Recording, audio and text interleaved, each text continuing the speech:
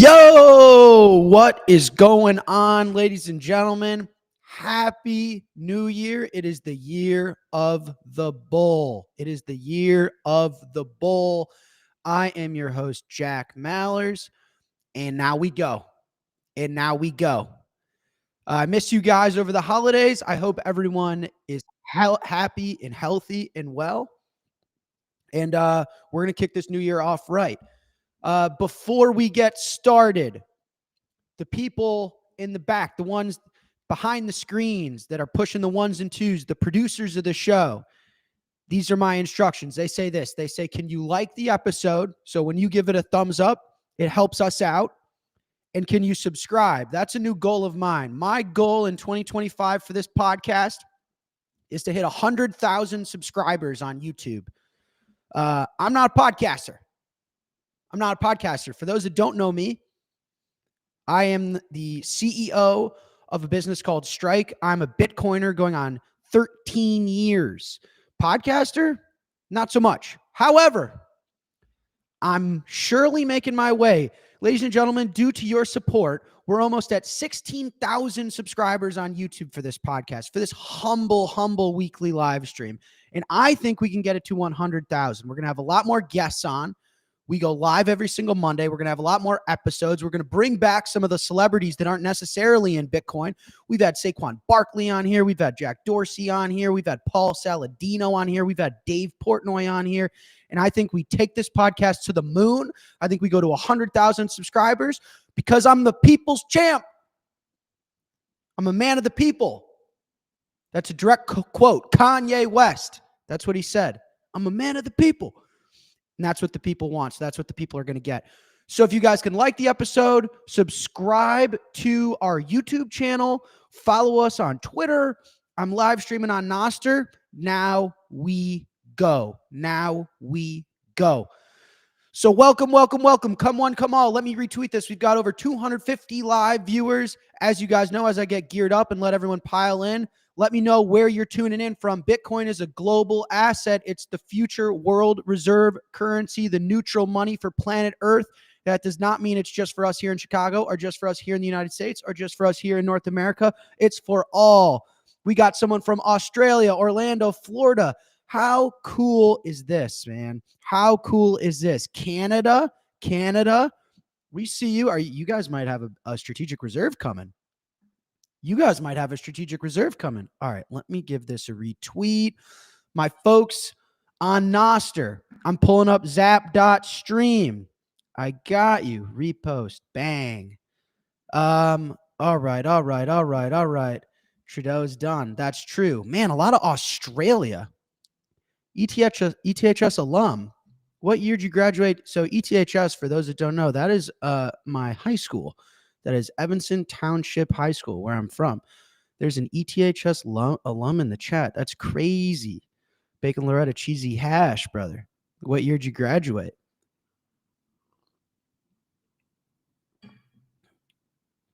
Welcome, everybody.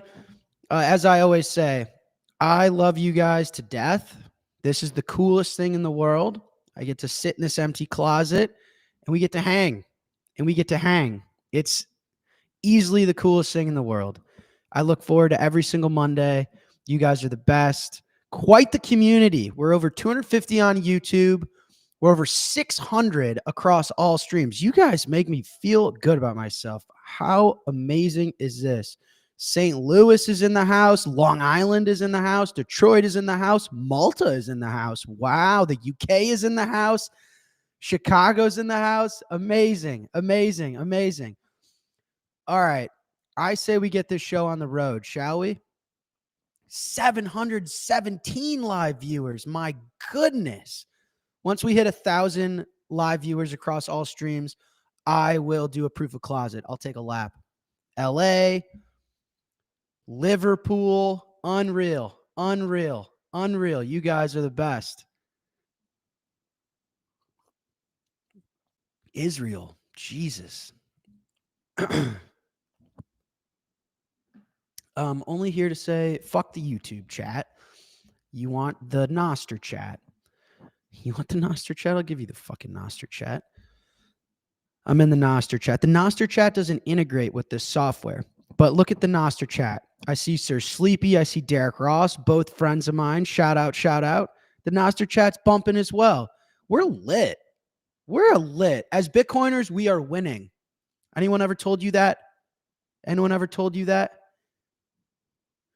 All right, ladies and gentlemen. Oh, we're at 1,000. Proof of closet. Proof of closet. The second best consensus mechanism besides proof of work. People say proof of stake, proof of stake, proof of space. No. Proof of closet. It's real. It's not a green screen. Would I lie to you? Answer me that. Would I lie to you? Not a rhetorical question. It's a real question. The answer is no, never. Proof of closet.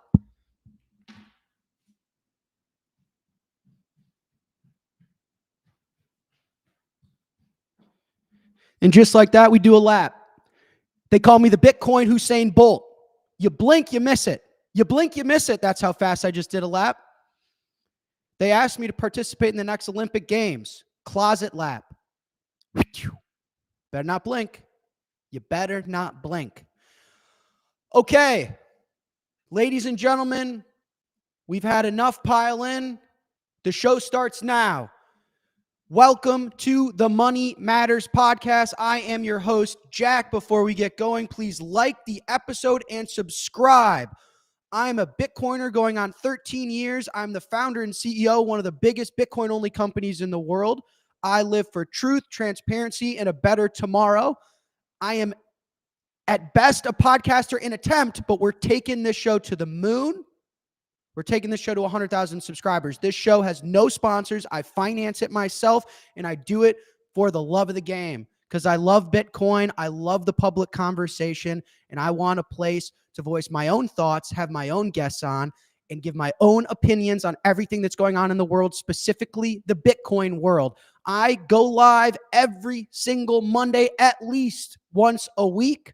And today I'm going live at Bitcoin block height 878,140. We're at a Bitcoin price of $102,140, which puts Bitcoin, this new becoming asset, at just over a $2 trillion market cap.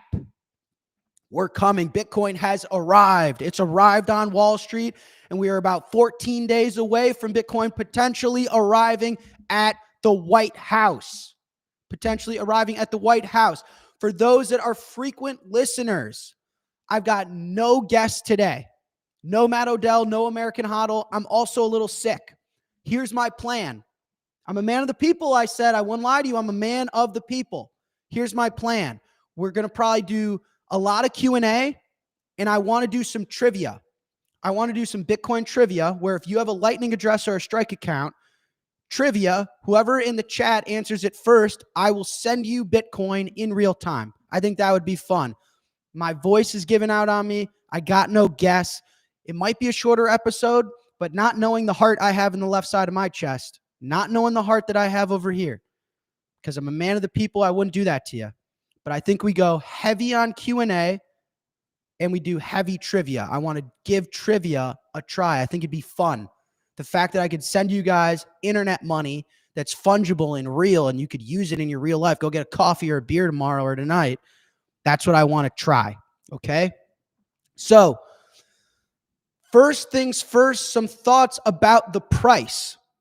As I've said, $100,000 for Bitcoin is a big psychological number. I did not expect Bitcoin to blitz through this price and only hang out for a minute. I think Bitcoin's here for a long time at this 100K level. It kind of already has been, and I think it will continue to be. Listen, from a macro standpoint, I think the future of financial markets is relatively unknown, or at least I don't have a lot of confidence in the next 30 to 90 days. I think it's really certain over the next 12 months. Over the next 12 months, there's no way around it. The dollar has to get weaker. The dollar has to get weaker. We know that based on mathematics. We know that based on financial markets. We know that based on what Trump has been advocating for, what Bessent wants. I have as much conviction in a weaker dollar later on this year than I have in anything else. I'm very confident we have weaker dollar especially once Trump gets in office and his policies start to get put in place. There's no doubt about that. The US dollar financial system and the global financial system will fall apart if the dollar strengthens. Weaker dollar, strong Bitcoin. Now, over the next 30 to 90 days, I have confidence in nothing. Why? Because who knows when Trump gets inaugurated, policies get put in place, people are going to disagree. Even today, the financial markets were trying to read Trump's headlines on tariffs.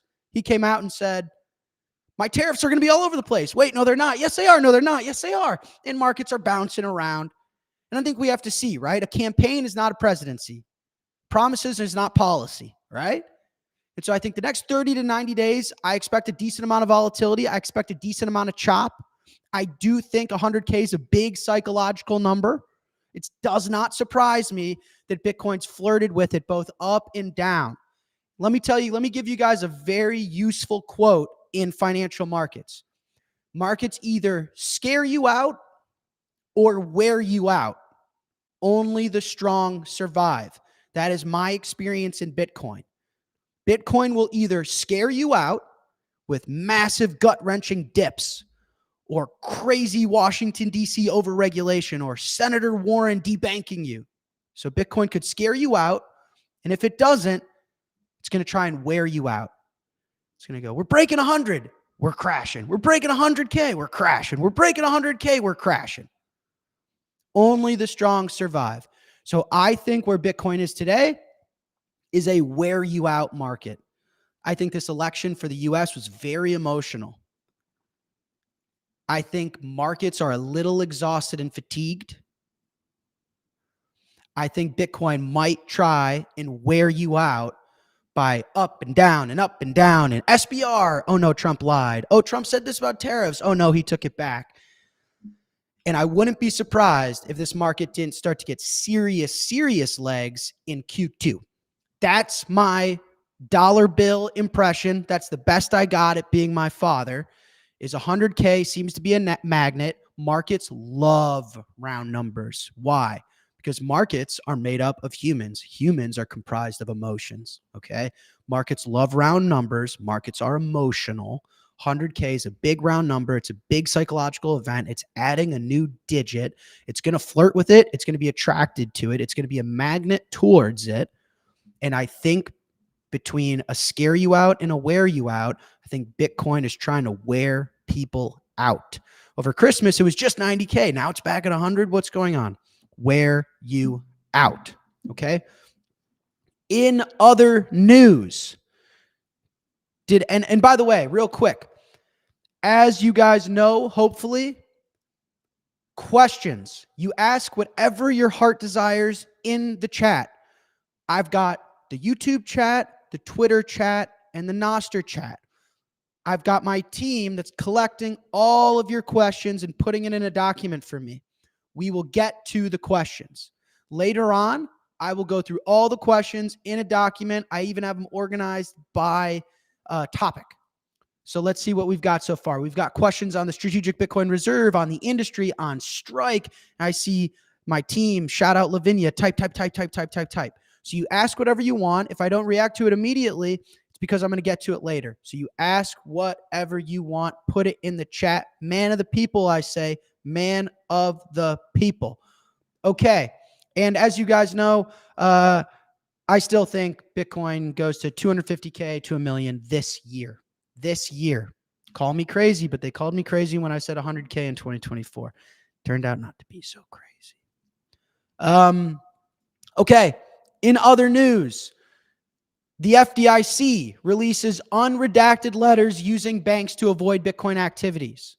So, in a rare event, Coinbase, shout out Coinbase. Someone clipped this and put it on Twitter. When was the last time I shouted out Coinbase? Newsflash, maybe never. Maybe never.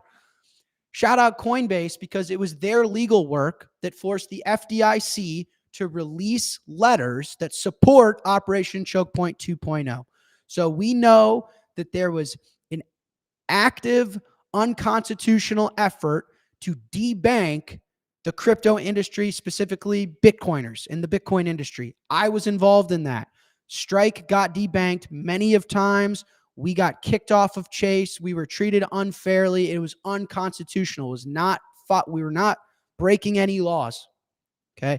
And for those that don't know, there are now unredacted versions of these documents that you can read for yourself. It's at FDIC.gov.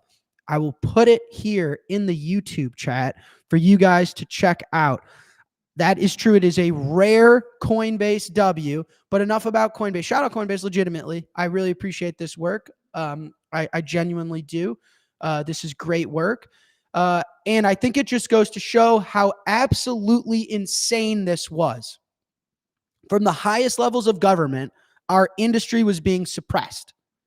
They were stripping away the livelihood of our industry, of Bitcoiners, not letting our companies interoperate and exist financially. Absolutely insane. Absolutely insane. So let me tell you something. I'm all about positivity. I'm all about the future. I have no interest in necessarily, making sure that everyone involved has an awful life. That's not my interest. I want everything transparent. I want it public because I want humanity to learn from it. I don't want us to make the same mistakes. However, I'm not going to let this public conversation die. I'll tell you that much. I've got enough of a grudge for whoever tried to make my life hell, in our life hell, in the listener's life hell. This is unconstitutional, guys. Let me be clear. And this is through this work, and the new administration's been very clear. They're going to do an investigation on what the hell happened. Because to be clear, someone like Elizabeth Warren told a private sector like banks to ruin the lives of those involved with Bitcoin in the United States of America. That is batshit insane. Batshit insane. And I see somebody in the chat say, Jack's not for sale. We know Jack's not going to stand for this shit. You are damn right I'm not going to stand for this shit. Absolutely not. As an American citizen, if this country does not protect my rights, we have nothing. We have nothing. The fact that my government at its highest form and level was trying to deprive me of my livelihood because I was interested in Bitcoin is absolutely insane. The United States of America, its citizens, its businesses, the new administration should stand for none of that. That is utter and complete horseshit. Utter and complete horseshit.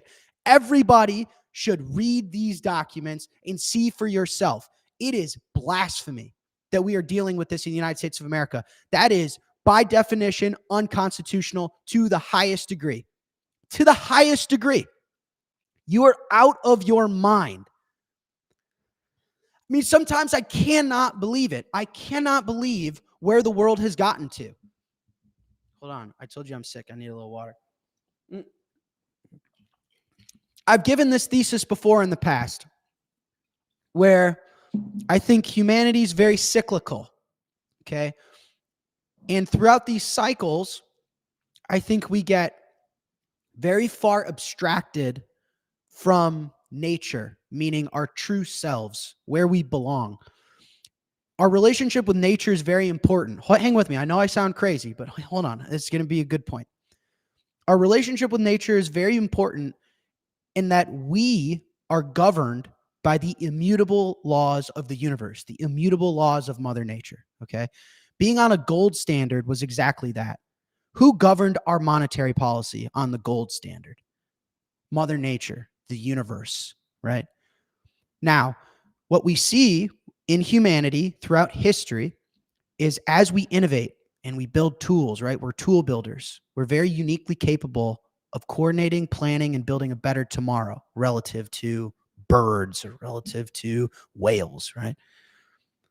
Sometimes we find ourselves very far abstracted in these new tools, away from what's real, away from Mother Nature, away from these laws that the universe imposes on us that we're meant to be governed by.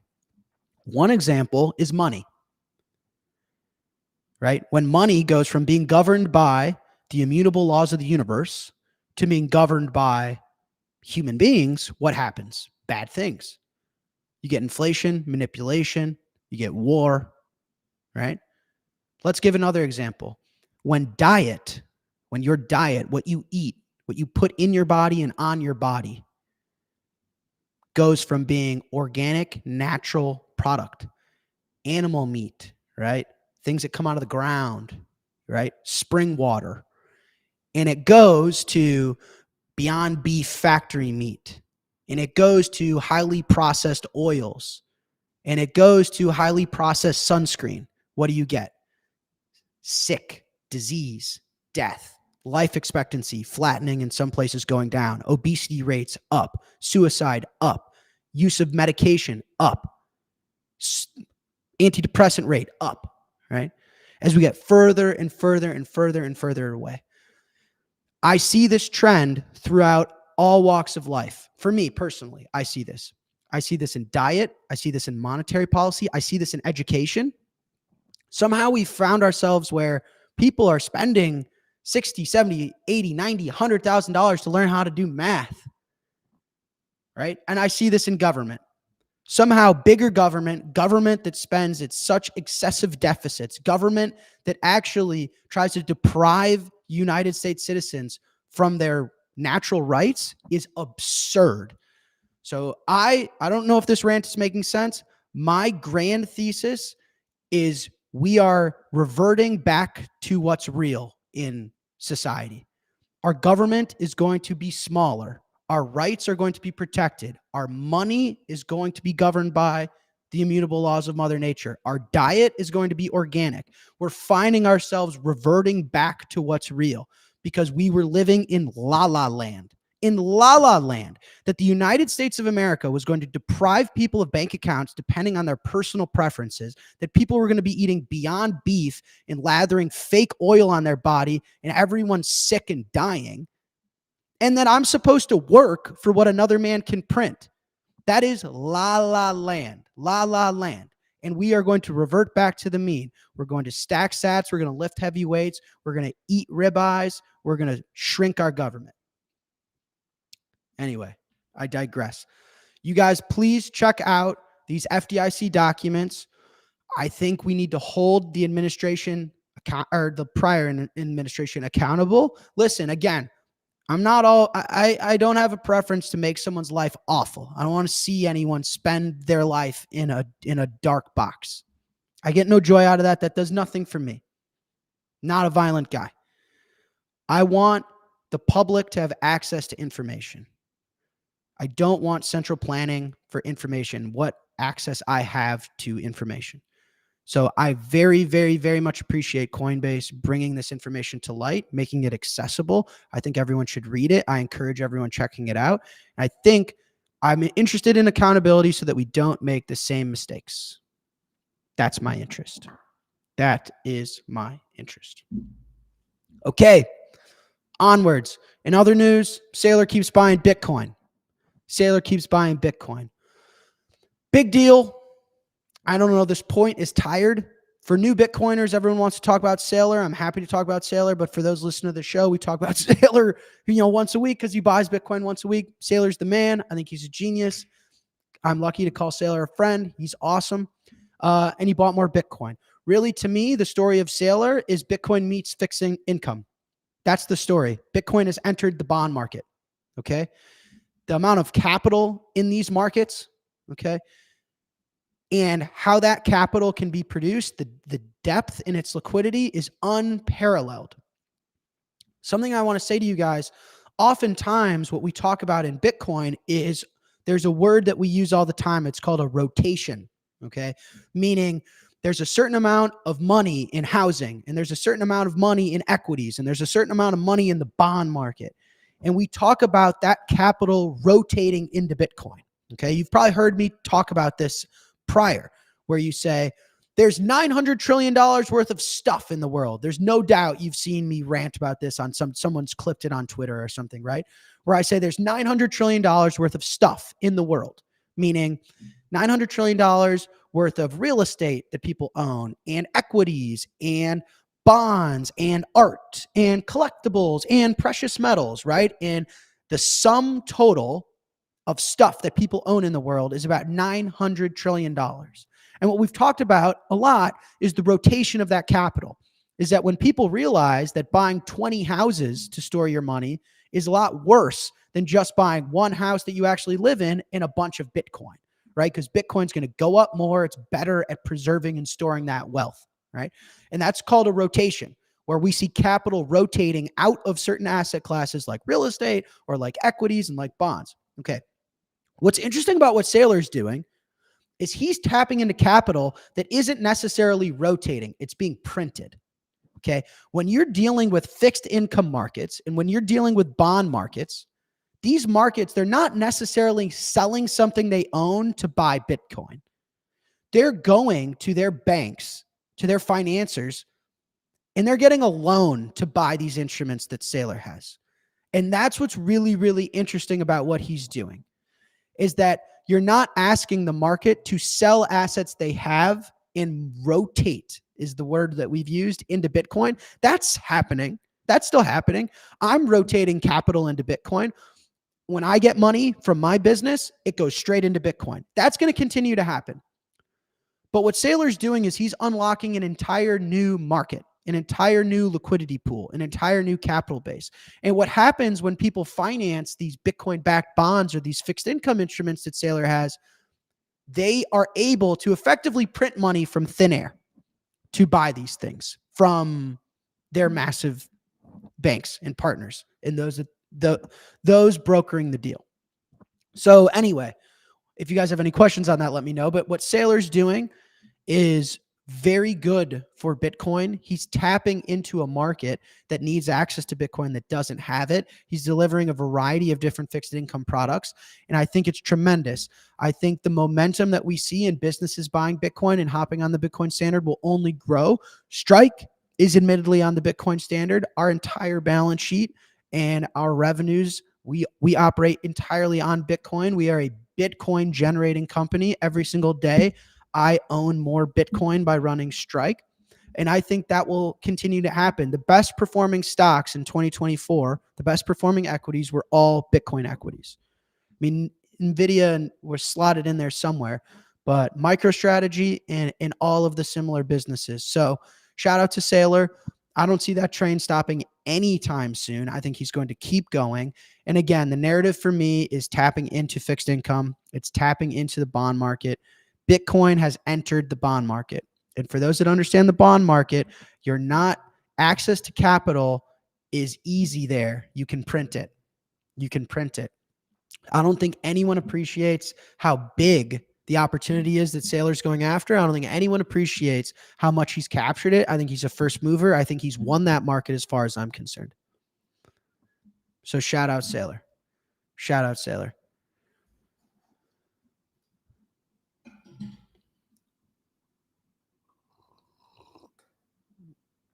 You guys have a lot of questions. Keep asking the questions. I see them populated in the chat. You know, honestly, I'm curious what Dylan thinks, but we should maybe just go to Q&A and / or trivia. Let me ask you a question, chat. Would you rather give trivia a try and do trivia? Trivia meaning this. I ask questions about Bitcoin, Bitcoin history. Bitcoin history. And first I see to answer in the chat, I send you Bitcoin in real time right now.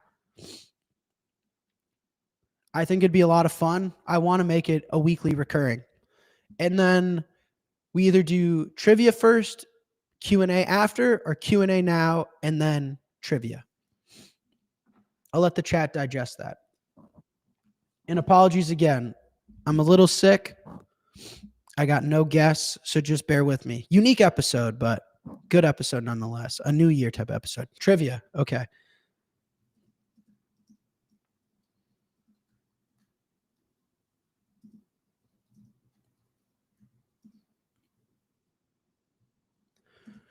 So real quick, for trivia, what I need from you to give you the reward, I need a Lightning address or a Strike username. So if you have neither and you get the right answer, you're not going to get any money. You're not going to get any Bitcoin. So I need a Lightning address or a Strike username or Nostr. If you're on Nostr, if you're on Primal, I could zap you. But you got to give me a way that I can actually send you sats. So I don't need anyone getting upset with me saying I got the right answer and I didn't get any sats. I got plenty of sats. I will give you said sats as long as you have a Lightning address or something I could pay you with. Okay.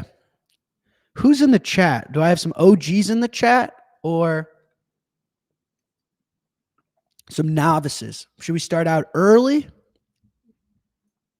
or should we go for the challenging questions first? Also, how much should I give per correct answer? Let me ask Dylan. How much is 10,000 sats nowadays? Is that $1?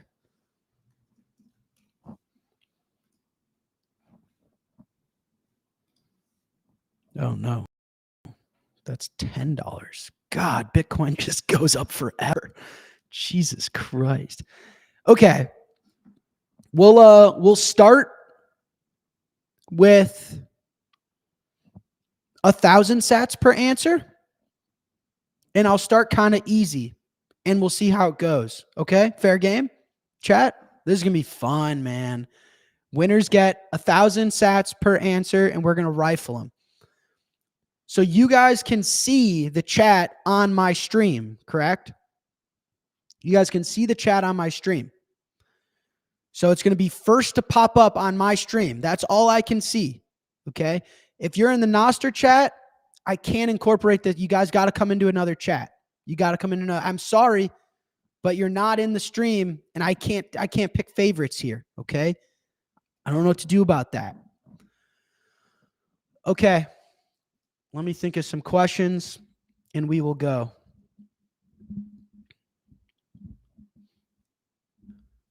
First question for 1,000 sats, and I need the exact answer in text. The exact answer in text. What was the message embedded in the Genesis block? 1,000 sats. I need the exact text answer. Copy, paste, exact answer.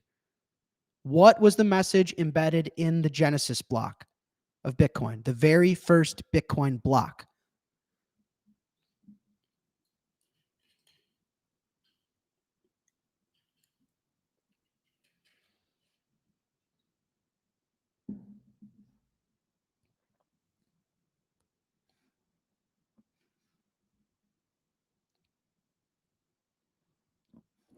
McShane got it. I see McShane.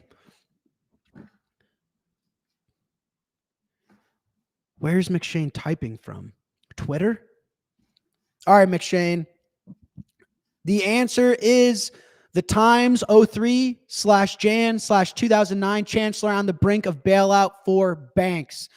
I got McShane first. Dylan, if you co-sign McShane, then McShane, send me your Lightning address or I can zap you on Nostr, however you would want to get paid out. And I want to do proof of payout so you guys know I'm not fucking around. And we'll go to the next question.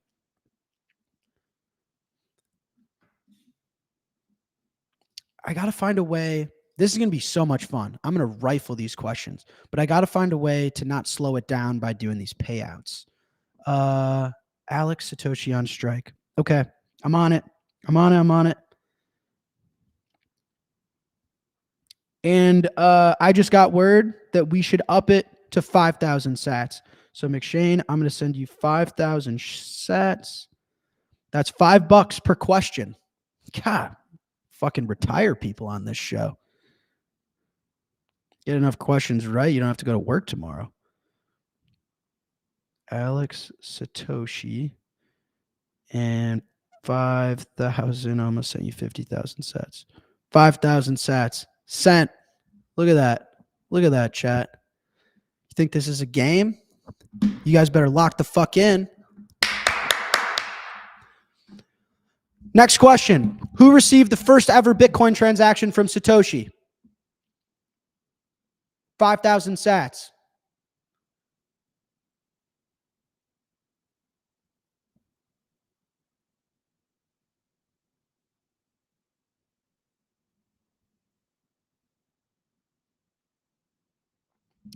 I see it. Exorbitant is who I got. Dylan, you got Exorbitant? That was a close one. Exorbitant, if you could pop your strike in, I mean, everyone got it. It is Hal Finney. Shout out the legend, the absolute GOAT, Mount Rushmore of Bitcoin. But if you can pop your Lightning address back, or Dylan, I wonder if I direct them to have it DM you on Twitter, the Lightning address or something, it's going to be more efficient than this. What do you think? Because I don't want to slow the show down, but I'm going to do this all night. This is going to be so much fun. And I'm going to have to make them harder because these are too easy for you guys. I mean, they are pretty easy. I'm not going to lie. Oh, Dylan's messaging me. You can see all the admissions, Dylan. They're on the right side of the screen. All right. How do I get this guy's Lightning address is the question.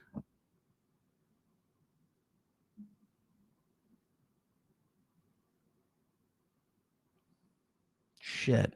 Well, I mean, because the chat just floods. It's just like 500 of them. All right. Here's what we're going to do. I'm a problem solver. Here's what we're going to do. I'm going to share my screen real quick.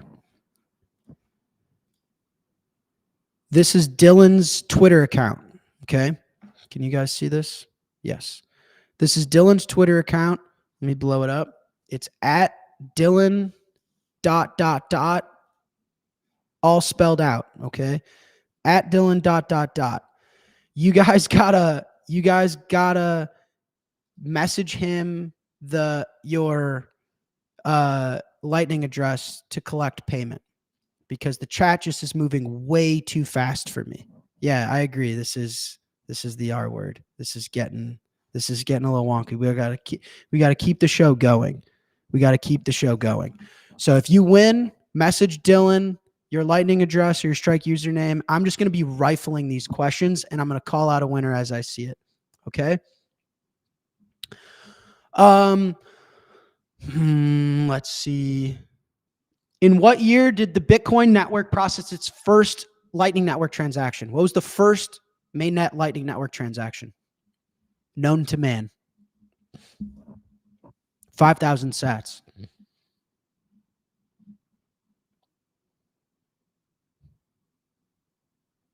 $2009 is incorrect. 2016 is incorrect. 2018 is correct. Daddy Longlegs. Daddy Longlegs. Dylan, I have it clocked as Daddy Longlegs. Now Daddy Longlegs, that's a man that understands the Lightning Network. Let me tell you. Daddy Longlegs is a man that understands the Lightning Network.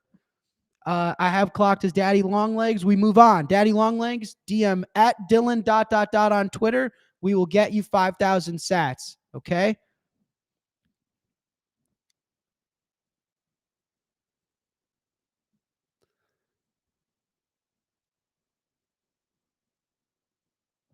Okay. Next question.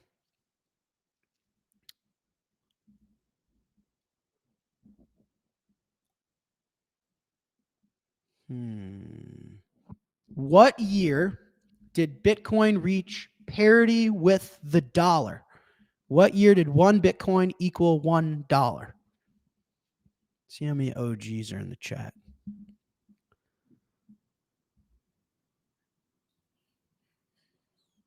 It is not 2017. What year did Bitcoin equal $1?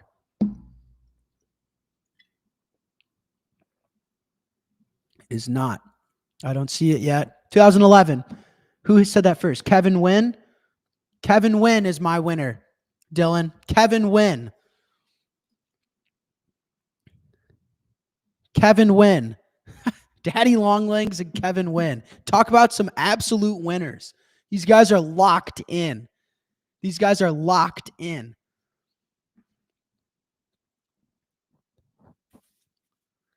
Okay. Next question for 5,000 sats. It was 2011 is when one Bitcoin equaled $1. Okay. Next question. Who did Satoshi Nakamoto hand the project over to before disappearing? Who did Satoshi Nakamoto hand the project over to before he vanished?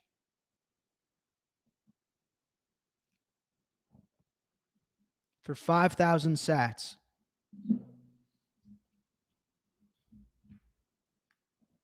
It was Gavin Andreessen. Evan the Beard. It was not Adam Back. It was not Nick Szabo. It was Gavin Andreessen. Adam the Beard, I think was his name. Adam the Beard was the first one to get that. Gavin Andreessen, people don't know that. Let me give you guys a little Bitcoin history. Gavin Andreessen, early Bitcoin contributor, was the one that Satoshi handed the project over to. Satoshi disappeared right after Gavin actually presented at the CIA. Make a long story short, a very long story. Gavin supported hard forks. Gavin supported different versions of Bitcoin. Gavin thought Craig Wright was Satoshi Nakamoto. Back in the day, when Craig Wright first claimed he was Satoshi, one of the ways in which he proved that was convincing Gavin. He duped Gavin. And we were all like, Gavin, this guy's not Satoshi. And Gavin swore on his life he was Satoshi Nakamoto. And so Gavin is not very involved in Bitcoin, if at all, anymore. So it's a littler known fact that it was not Adam Back, it was not Nick Szabo, it was Gavin Andreessen that Satoshi handed over. Fun trivia. Okay. For 5,000 sats, chat, who made the first known commercial Bitcoin transaction? Hint, it was for pizza. Who made it? What was his name? 5,000 sats.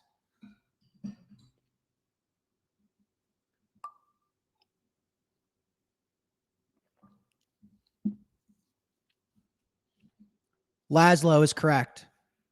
How do you say your name? Eek Victor. Wow. People didn't know that one. Did I stump you guys? Eek Victor, Dylan. Eek Victor.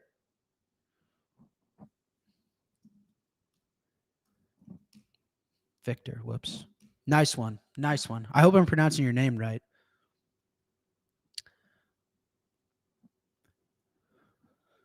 All right.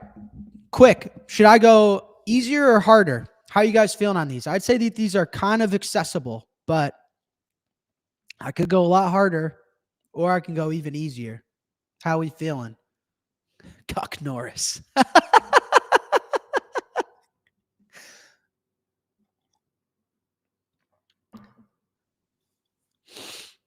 EK. Oh, EK Victor. All right. We'll go a little harder. We'll go a little harder until I stump you guys. All right. Name the, well, I mean, I guess you could Google them all. I don't know how many of you guys are cheating, but the chat is smart. The chat is lightning quick. So if you take time to Google, you're not getting 5,000 sats. Okay, for 5,000 sats, harder daddy. Hey, pause. It's a kid's show, not that kind of chat. All right. Who were the two authors of the Lightning Network white paper? Full names. Full names of the two authors of the Lightning Network white paper.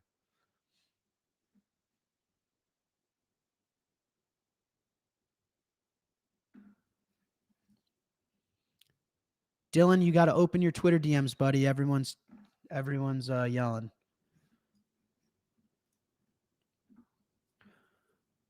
Taj Draya is one.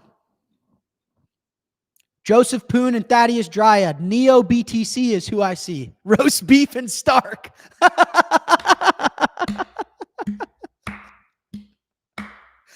Roast beef and Stark. That's amazing. I mean, it's not a bad guess. They're legends. Neo BTC is who I have as my winner. Neo BTC. It is Thaddeus Draya and Joseph Poon are the two authors of the Lightning Network white paper. They were also co-founders of Lightning Labs, a little known fact. And they no longer work at Lightning Labs, obviously now, but legends in their own right. They have a very legendary presentation at the Coinbase headquarters. Let me drop it in the YouTube chat. If you guys, let me tell you something. If I wasn't the CEO of Strike, I would be a Bitcoin historian. I love myself some Bitcoin history. And so I've got all sorts of stuff for you guys. Lightning Network, Coinbase. It's a very good video if you're into this type of stuff. Here it is. All right. Dropping it in the YouTube chat. For those that care, really, really cool stuff. A lot of Bitcoin history in here. Check it out. That was a fun one. Okay.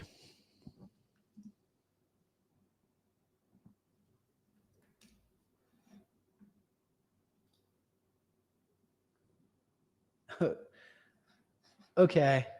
This will be a funny one.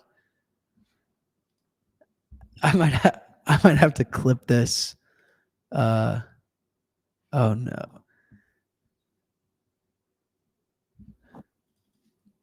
Wait, I want to just prepare this one because it's gonna be really funny.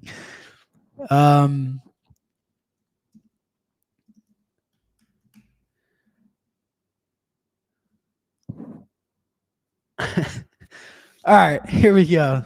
Sorry, this one just makes me laugh. Bitcoin history has really got me going. All right. What Bitcoin developer went to the New York Times to deem Bitcoin dead in a failed project? What Bitcoin developer went to the New York Times and deemed Bitcoin dead in a failed project? This is tough. You'd had to have been there because this guy is not around anymore. This guy is not around anymore. Let's see. I got my eyes on the chat. I'm ready to declare a winner. I'm ready. It was not Gavin Andreessen. It was not Hal Finney. You'd have to have been around. It was Mike Hearn, McShane, a winner again. I think that's the first two-time winner. It was Mike Hearn. You know what's a shame about this is for those that didn't get the answer right and they want to learn the history, it's going to be hard for me to really explain these things. It was Mike Hearn. Dylan, that's another 5,000 sats for McShane. Clock it. This guy's fucking scooping sats. All right. Here's the story on Mike Hearn real quick, because I think you guys should learn a little bit of Bitcoin history as long as we're doing trivia. Back in the day, there was the block size wars. I'm sure you guys have heard of it, where there was a camp of people that thought in order to scale Bitcoin, we have to make it the blockchain bigger and bigger and bigger. Now, unfortunately, that would break it. So many of us said, no, we shouldn't do that. And instead, we built things like the Lightning Network. But Mike Hearn was one of the folks that really wanted to change Bitcoin. And when the community said no and the decentralized network said no, he rage quit. And there's a famous article in the New York Times.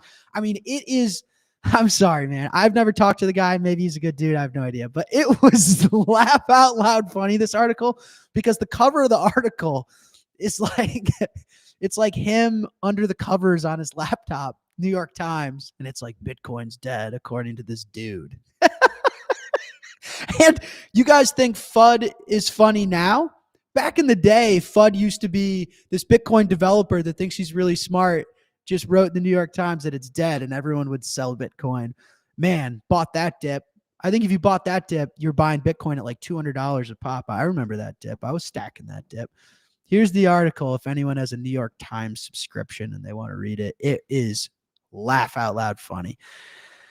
Oh, man. The trials and tribulations that got us to where we are today. For all the people that think Wall Street just showed up and made Bitcoin what it is, no.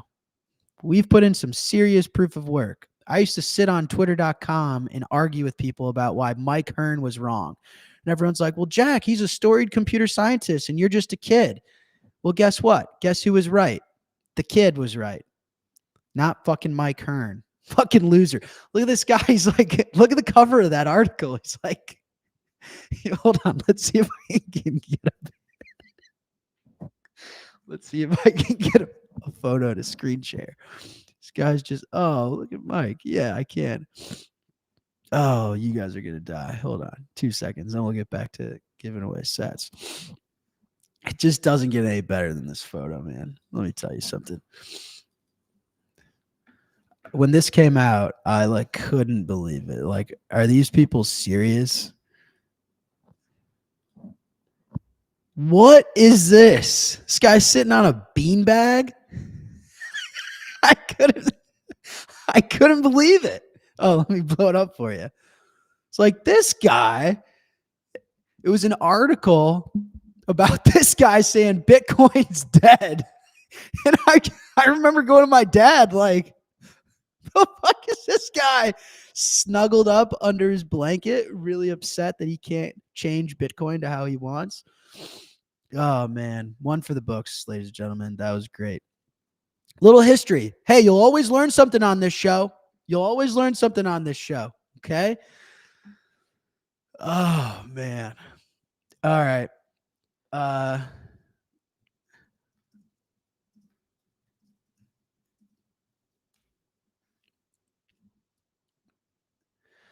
right, next question for 5,000 sats. Yeah, he posed for a photo shoot about why Bitcoin is dead when Bitcoin was at $200. Now it's at $100,000.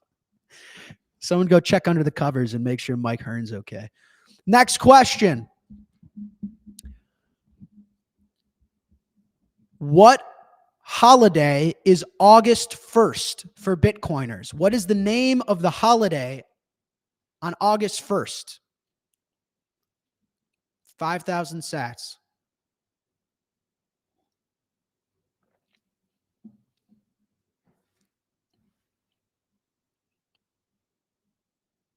It is not Pizza Day. Nope, not Pizza Day, not Pizza Day. Bitcoin Independence Day. Dylan, 93 mischief. 93. It is Bitcoin Independence Day. Is the correct answer. So on the theme of the block size wars, you had developers like Mike Hearn and Gavin Andreessen saying, we need to change Bitcoin. We need to change Bitcoin. And that would have killed it. That would have killed it. And so what happened was Bitcoiners ran our own version of the code, a UASF, user activated soft fork. We wanted this soft fork. We wanted the Lightning Network, the users, the people. And this was really when Bitcoin proved that it was a distributed network governed by the people. And that was on August 1st, 2017, where we ran that code and we enacted UASF. And that is why August 1st is known as Bitcoin Independence Day to Bitcoiners, because it was the day that we, the people, declared our independence and that we weren't going to be, the Bitcoin network wasn't controlled by Coinbase. It wasn't controlled by the miners. It wasn't controlled by Blanky Boy Mike Hearn. It was controlled by consensus of the public, of the people. And that is why it is Bitcoin Independence Day. Okay. Bitcoin Independence Day is August 1st. 5,000 sats. I've DM'd. All right. Supposedly people are joining in late and this is getting a little popular, which is awesome. This is a lot of fun. Here's the deal for those just joining. We're doing Bitcoin trivia. Every correct answer, you're getting 5,000 sats. Correct answers are identified by me in the chat. The chat is overlaid on the stream. So you guys are seeing what I'm seeing. I'm picking the winners first to get the answer right in the chat. 5,000 sats. How do you collect your money? Pay attention. This is important or else you're not getting paid. You DM your Lightning address, your Strike username, your Primal username, whatever, however we can send you Bitcoin. You DM it to @Dylan ... all spelled out in English. Dylan, DOT. Okay? That's on Twitter. DM Dylan. That's my chief of staff. He's ready. I'm talking to him right now. Do you get that guy? Okay? Cool. We're learning. We're going through Bitcoin history. Each question, I'll explain its relevance, and we're going to keep learning. Okay. Next question for 5,000 sats. What Bitcoiner invented Proof of Keys Day on January 3rd, the annual Proof of Keys? What Bitcoiner invented that? Full name for 5,000 sats.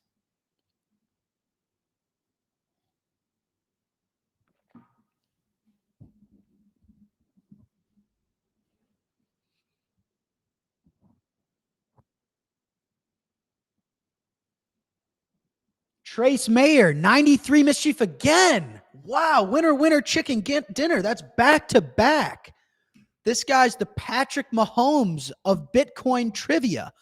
The answer is Trace Mayer, ladies and gentlemen. Trace Mayer was one of my all-time favorite Bitcoiners. I wish he was still around.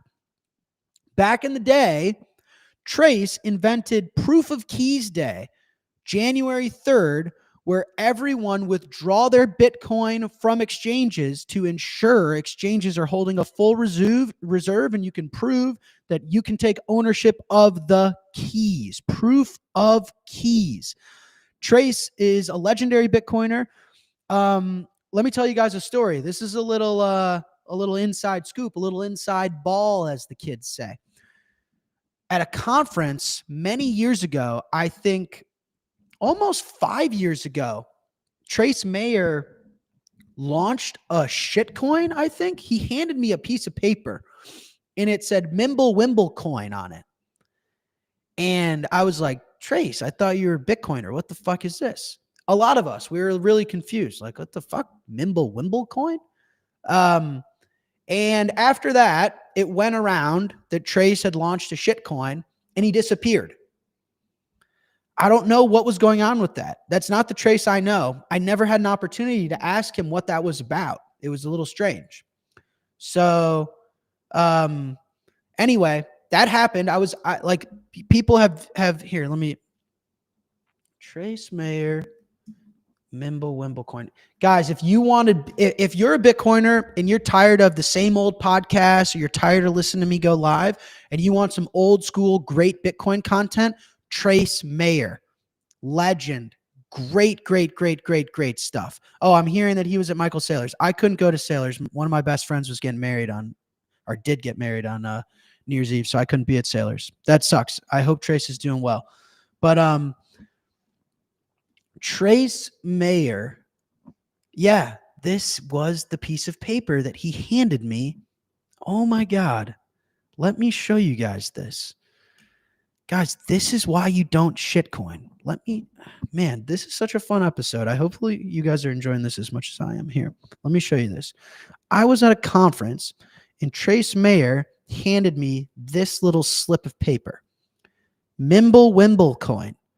Mimble Wimble applied to the base layer. Scarce, censorship resistant, durable, indestructible, up 100 times in BTC in 2 months. MimbleWimbleCoinPrice.com. And I was like, bro, get this dog shit out of my face. This is what he handed me. This was like 5 years ago.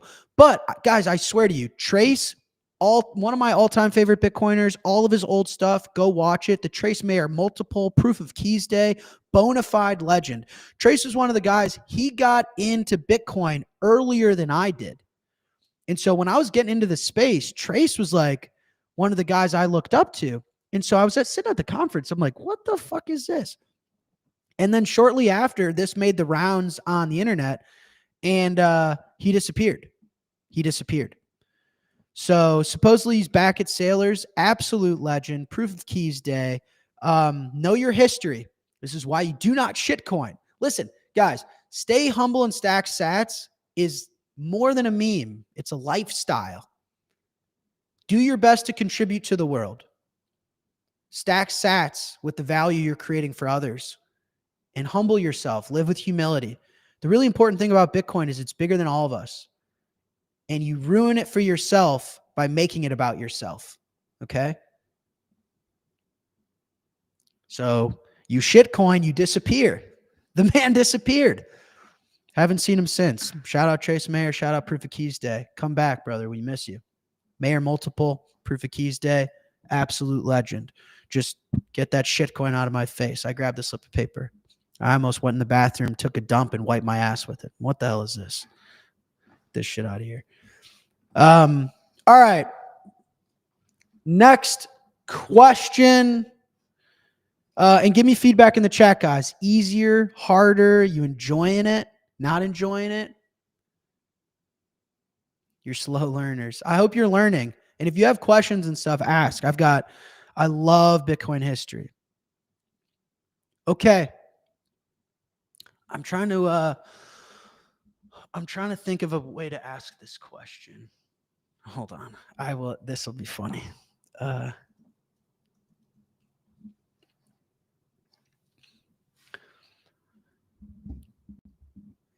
Question. I'm going to up this, Dylan. I'm going to up this 50,000 sats. 10x the prize. Okay, you guys get that? 50,000 sats for whoever gets this one right. Okay? 50,000 sats. That's $50 of Bitcoin. Okay?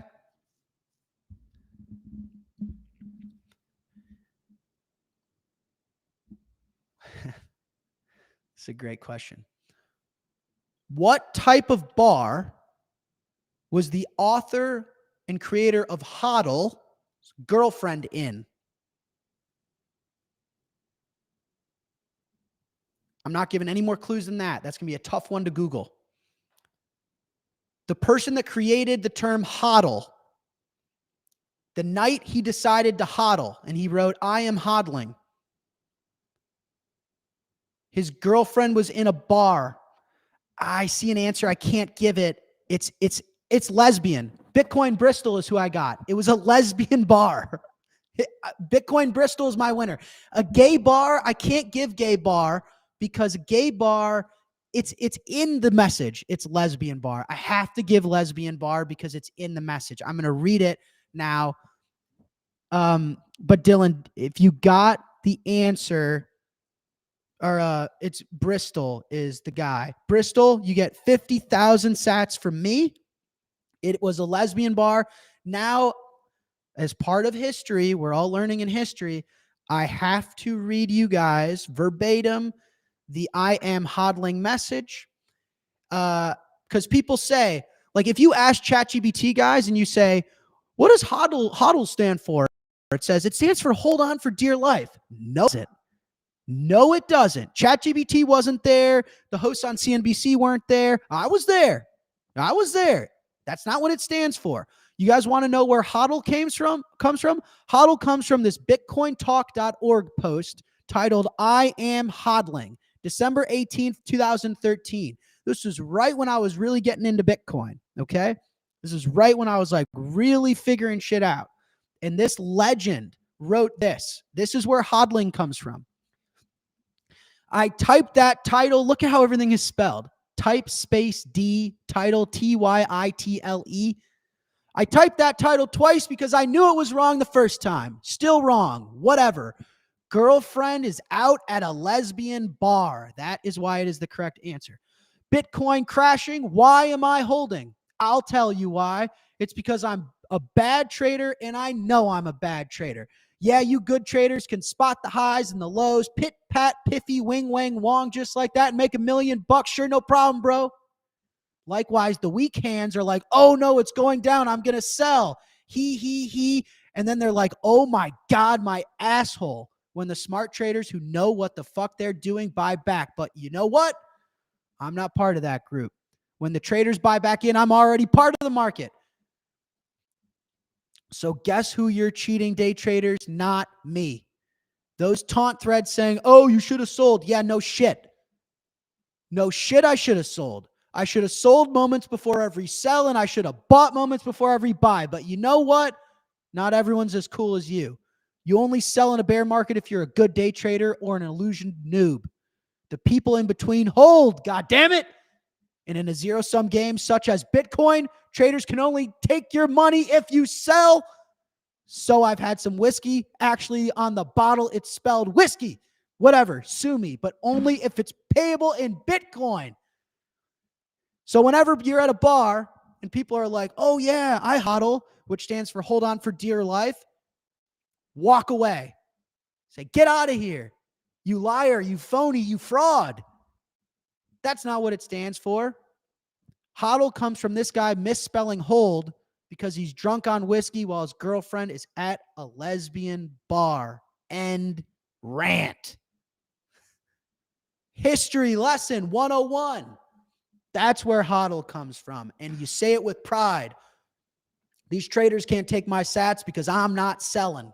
I'm not selling. Oh, man. Trivia, man. What a fun one that was. What a fun one that was. All right. Next question. We're back to 5,000 sats. That question, I'll sprinkle in some 50,000 sats from time and time, but we're back to 5,000 sats per answer. What was the soft fork called, activated in 2017, that got us the Lightning Network?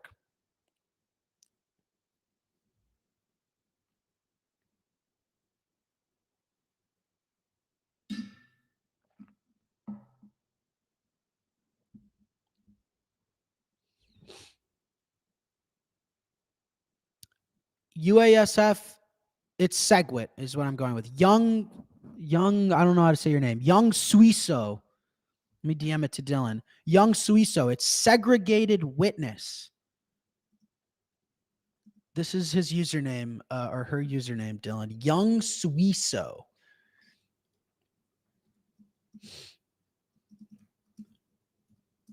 is the correct answer. 5,000 sats. Uh-oh, I have to sneeze.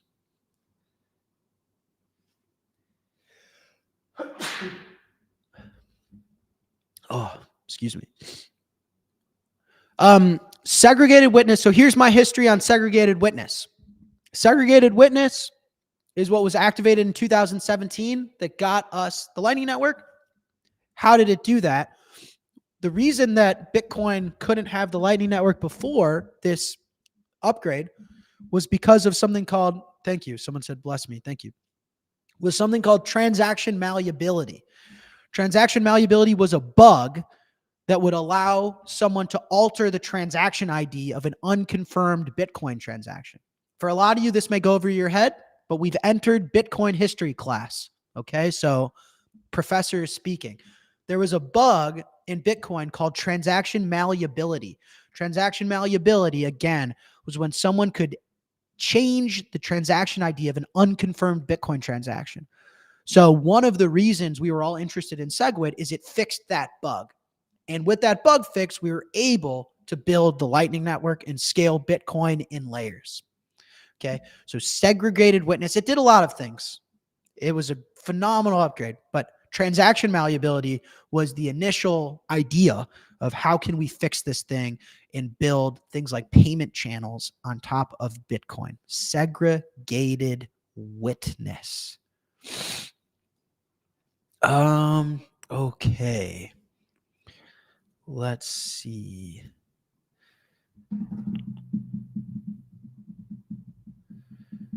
Question of when are we doing Q&A? Why don't we do 10 to 15 minutes more of trivia? Are you guys enjoying trivia, or you want me to move to Q&A? We'll give the chat a chance to respond and digest. Talk to me.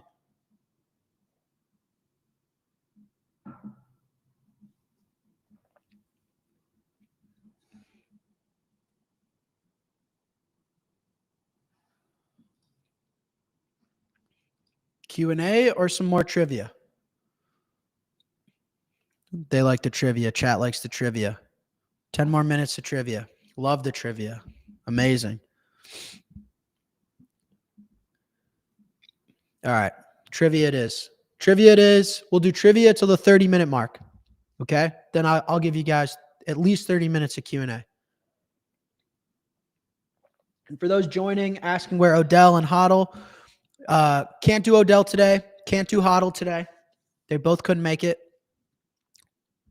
And why is my camera looks so much better on my screen, but on the stream it looks awful? Why is that? Interesting. If I change my camera to this, look, here's a different angle of me.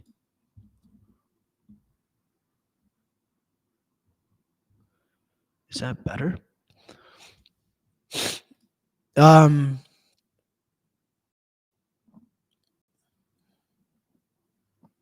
It might be the camera I bought.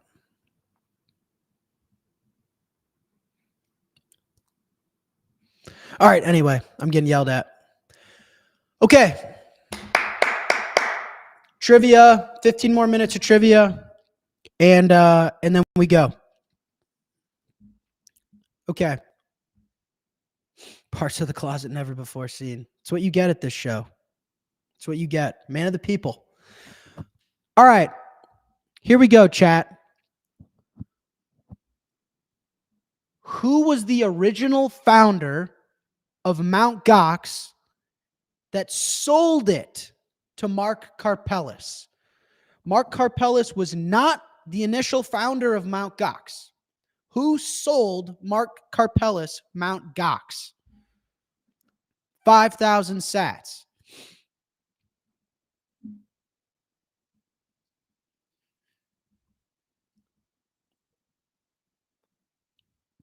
Kevin win again. Oh, no. Young Susio? Sorry, I think Young Susio beat you by a hair. Dylan, chalk another one up for Young Susio. We've got some people that are collecting some sats, man. Yeah, it was. It sure was. I just looked at the tape. I just went into the blue tent like an NFL referee, looked at the tape, did a little rewind. It was absolutely Young Susio. All right, here's my history lesson on Jed McCaleb. One of the greatest scammers in human history. You guys wanted this guy is Jed McCaleb. This guy is God tier at scamming. Let me read you his. Jed McCaleb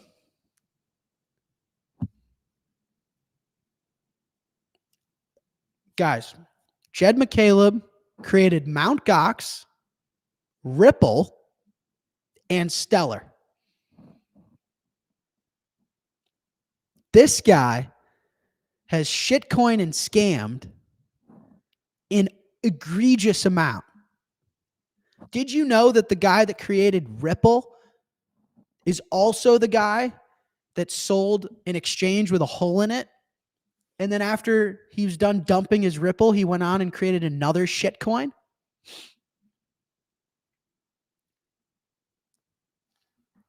Yeah, I know my video is low quality. I don't know why. And I'm sorry about that. We're just going to have to deal with it. We're just going to have to thug it out. I'm not a professional podcaster. My internet's very fast. I don't understand. I'll fix it next stream. Jed McCaleb, let me pull up his Wikipedia page. That is an impressive. You guys want some history? Here's the portion of history class that talks about scamming. Jed McCaleb is an American programmer, entrepreneur, and philanthropist. He is the founder, chairman, and ex-CEO of Vast. I don't know what that is. Probably another. And a co-founder and the CTO of Stellar. Shitcoin scam. Prior to McCaleb founded and served as the CTO of Ripple.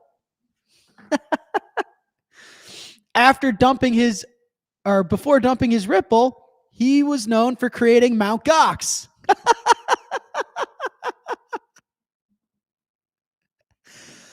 Oh my God. History lesson for you guys. Jed McCaleb, one of the greatest to ever scam. Mt.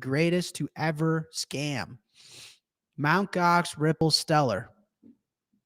The only one that could be better at scamming than that guy is Vitalik.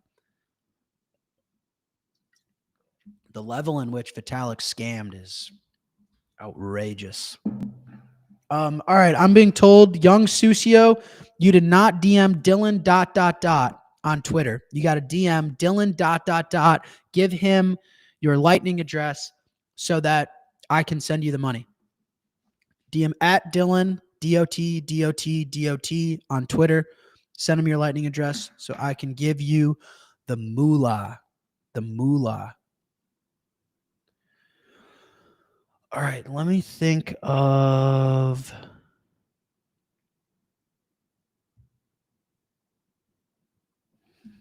a good hard one.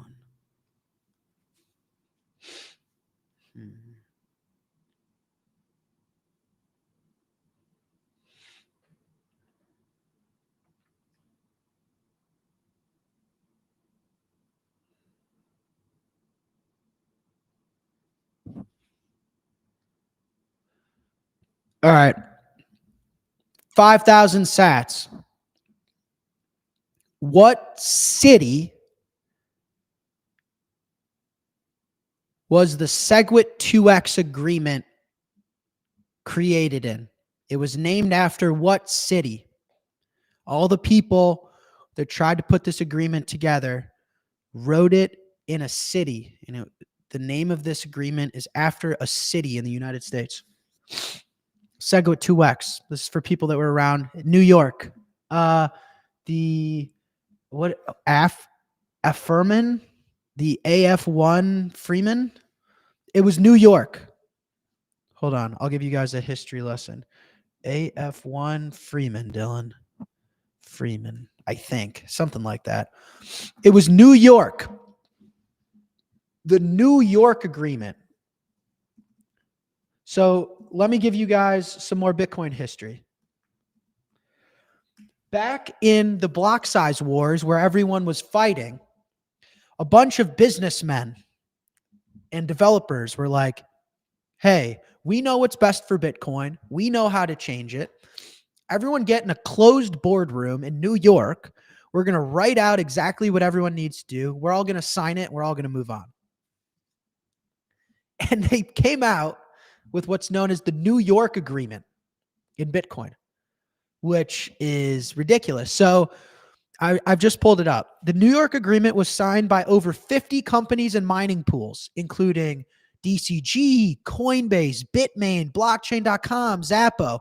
So guys, imagine if MicroStrategy and BlackRock and Coinbase all signed an agreement and was like, hey, guys, we met in a closed room in New York and decided what the future of Bitcoin is going to be. We decided to change its hard cap from 21 million, or we decided to make its block size bigger. You're welcome. That's what happened. Over 50 companies met in New York, wrote out exactly what they wanted Bitcoin to be as if it was up to them. And this is why Bitcoin Independence Day on August 1st is so important, is because as users of Bitcoin, this is the craziest chapter of Bitcoin history for me, is we said, fuck you. You guys don't run this money. This is not the US dollar. You are not the Federal Reserve. Nodes on the network determine what the rules are. And we say no. But that is what it was. It was the New York Agreement that they came out and they published. The New York Agreement, I'm just reading from the internet. The New York Agreement is remembered as a failed attempt to dictate changes to Bitcoin through private agreements among large players and corporations, bypassing the decentralized nature of the network. The grassroots opposition to SegWit 2X and the New York Agreement became a defining moment, showing that Bitcoin's users, not miners, not companies, not corporations, hold the ultimate power in deciding the network's future and its rules. Let's fucking go! Bitcoin Independence Day, August 1st. Anyway, it was in New York where it all went down. What are you guys all in the chat ranting about my cleaning lady for?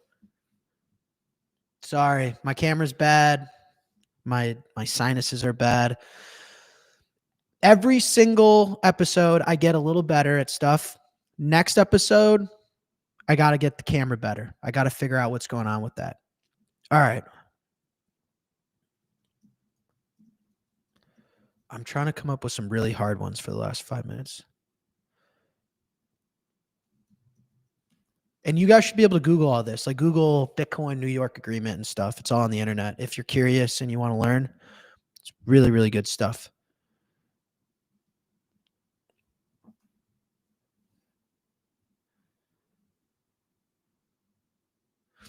All right. 5,000 sats. I'm going to start going a little quicker and rifling these off. This is a bit harder. What is the name of the cryptographic concept that Adam Back created, used in Bitcoin's proof of work?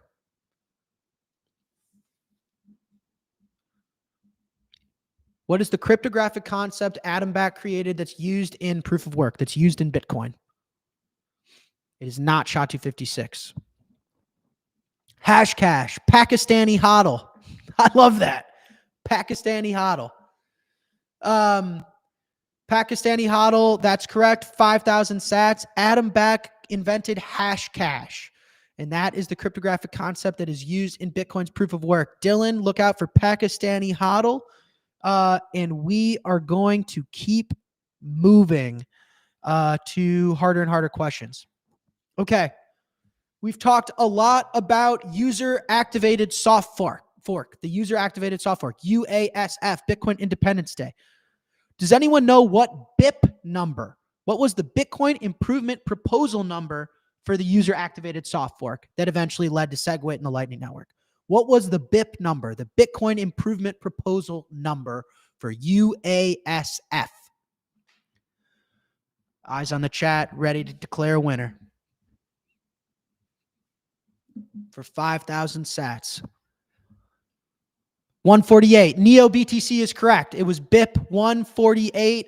My eyes found Neo BTC first. He won kind of by a landslide. Dylan, Neo BTC 148. 148.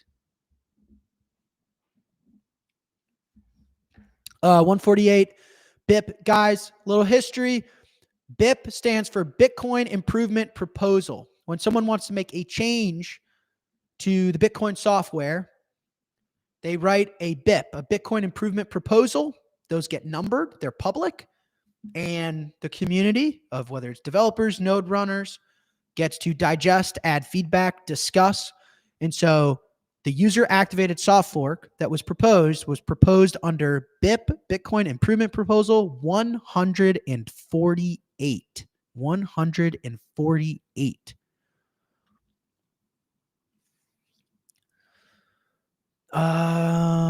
Let me think.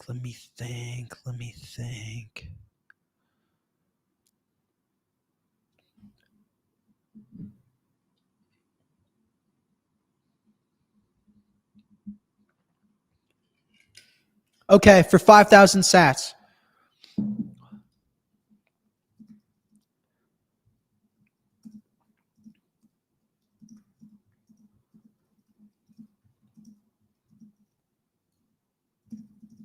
Sorry, talking to Dylan.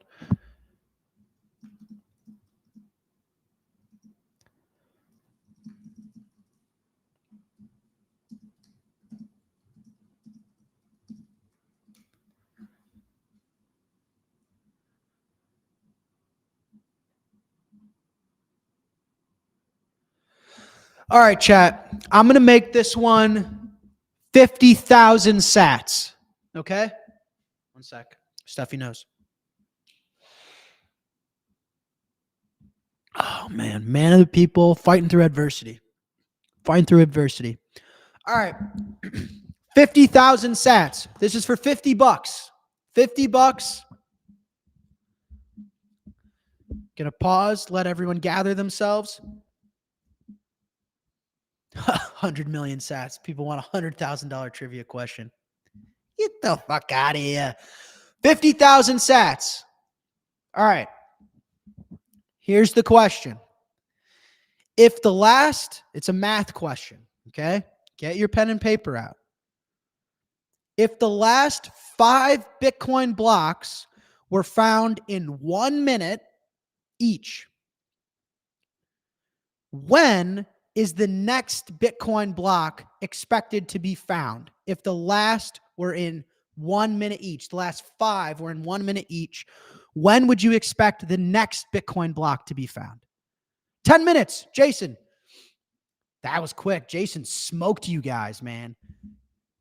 I don't see another 10 minutes coming in. That's Jason by a mile. By a mile, this guy. Jason is great. Guys, this is a critical lesson on Bitcoin's difficulty adjustment. So Jason is right. Dylan, look out for Jason. 50,000 sats, brother. 50,000 sats. Here's the lesson, guys, on Bitcoin's difficulty adjustment. The difficulty is intended to be random. Proof of work is intended to be random, okay? And it's targeting 10 minutes on average every single time. It's the same as like if you flip a coin and the last 5 were heads, what are the odds it's going to be tails? It's always 50-50, right? Probabilities. So no matter what, the next Bitcoin block is always about 10 minutes away. That's why in a presentation I gave, I saw someone tweet it earlier. And in the presentation I gave, I say Bitcoin is stuck in time, right? Because future Bitcoins, instead of digging them out of the ground like gold, we're digging them out of time. We're digging them about 10 minutes from now, right? So Satoshi created money and he stuck it in time, not in the ground. Since every Bitcoin block is about 10 minutes away, always. So future supply of Bitcoin is always about 10 minutes away. Isn't that mind-blowing? You know, I always say that the base layer of money is time and energy, right? And so Satoshi incorporated the energy part of Bitcoin with proof of work, and he incorporated the time part of Bitcoin, because the question is, okay, I get I have to contribute energy to mine Bitcoin. How much energy do I have to contribute? And the question isn't like a certain amount of watts. The answer is a certain amount of minutes. You have to contribute 10 minutes worth of energy, which is, then you realize Satoshi denominated the amount of energy in time. Mind-blowing stuff. And that's why Bitcoin is time and energy money. Pretty crazy. Pretty crazy. All right. Let's do one more trivia for all the marbles. I'm spending some sats on you guys to do this trivia. This is fun, though. Let me think of another 50,000er. Or maybe we do 200 or 100,000 sats for all the marbles.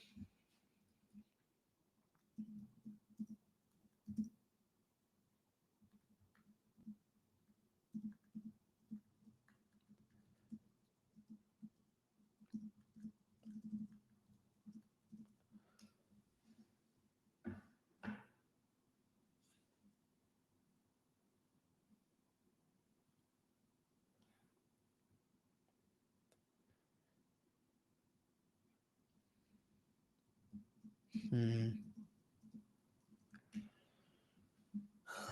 trying to think.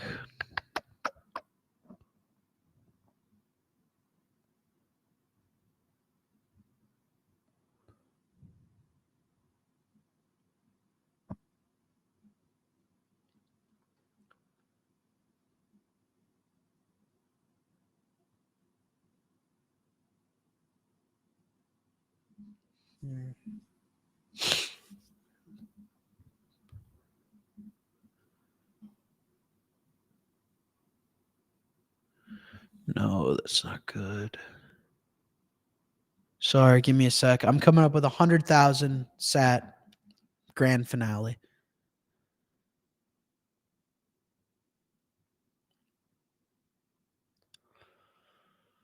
Hmm.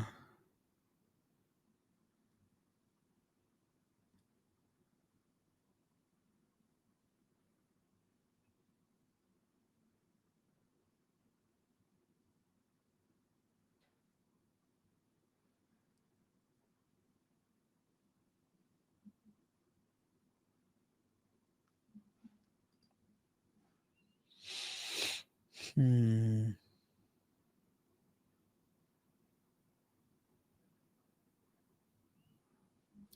I'm struggling to come up with one twice as hard as the ones I've already given you guys.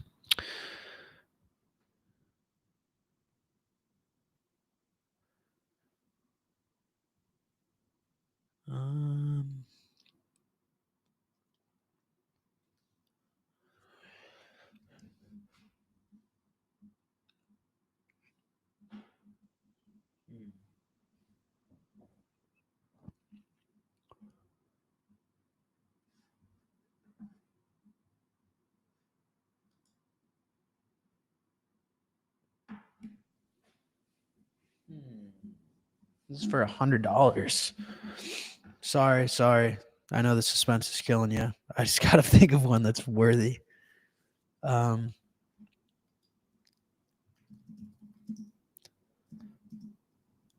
have a good one, but it's too easy to guess, you know?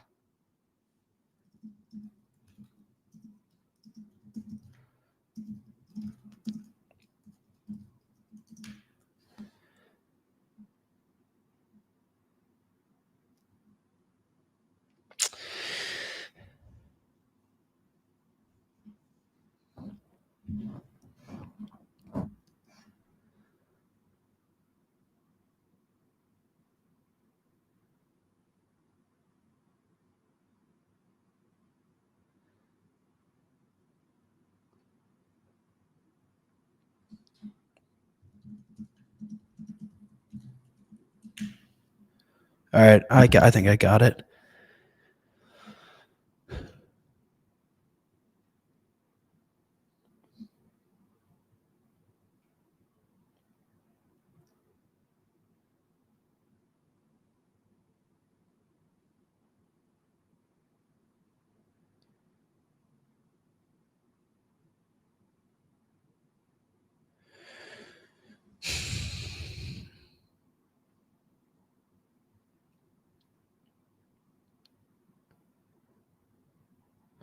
Okay.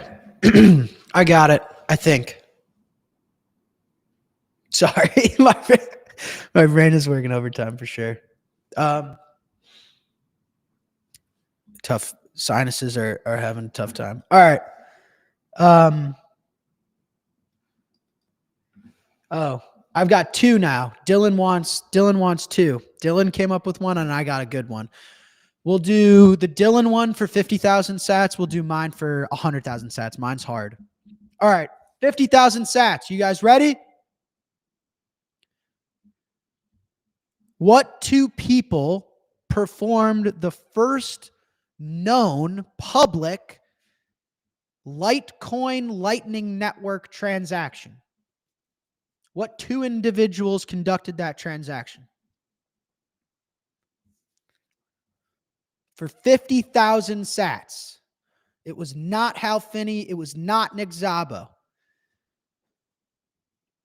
Two people performed the first ever Lightning Network Litecoin transaction publicly. Rose Spieth and Elizabeth Stark. No fucking clue. Max and Stacy. Jack Mallers and Charlie Lee. That's true. It was me. And I have to explain to you guys why. McShane gets his third correct answer for 50,000 sats. That is correct. Guys, it was me. It was me. Let me explain some history for you. Dylan, that is McShane for 50,000 sats. 50,000 sats. We're handing out some motherfucking money to start the new year. All right. Here's the history, guys. Why would I transact on a shit coin? Let me tell you. Back in the day, yeah, I know. What the hell's going on? Let me tell you. It's actually fascinating history. Shout out Dylan for coming up with this question. Here's the history. Back when we wanted to test the Lightning Network, there was a huge fight about SegWit, about UASF. What we've been talking about this entire podcast is there was a fight in the Bitcoin community. So we actually could not do Lightning Network on Bitcoin. We couldn't test it with any real money, but Litecoin had SegWit. And we've always treated, and it's kind of the joke, even today, is that Litecoin is Bitcoin's test network. Just if you want to test something out and you don't want to put it on Bitcoin yet, just toss it on shitcoin Litecoin network. And so Litecoin had SegWit and Litecoin had Lightning because Litecoin's an effective copy of Bitcoin with a few variables changed. And so the creator of Litecoin, Charlie Lee, said, hey, we should show people that Lightning actually works and that these transactions are instant and free. And we can demo that on Litecoin. And I said, yeah, fuck it. So we were trying to show people. Back in the day, we were being accused that like Lightning's a scam. None of what they're saying is real. They're all lying and trying to co-opt Bitcoin, blah, blah, blah, blah, blah. You've seen Roger Ver, all this stuff. And so I set up a Litecoin node, believe it or not. And I made the first ever publicly known Lightning Network payment on Litecoin. No, Litecoin has no use case whatsoever. I mean, it's a test network, whatever that's worth, 0. But that's why. And that here, let me, it's somewhere on the internet. That's a great history question. Shout out McShane, man. Quick with the answer too. But that is why we couldn't use Bitcoin and we were trying to show that Lightning was real and it worked. Lightning transaction.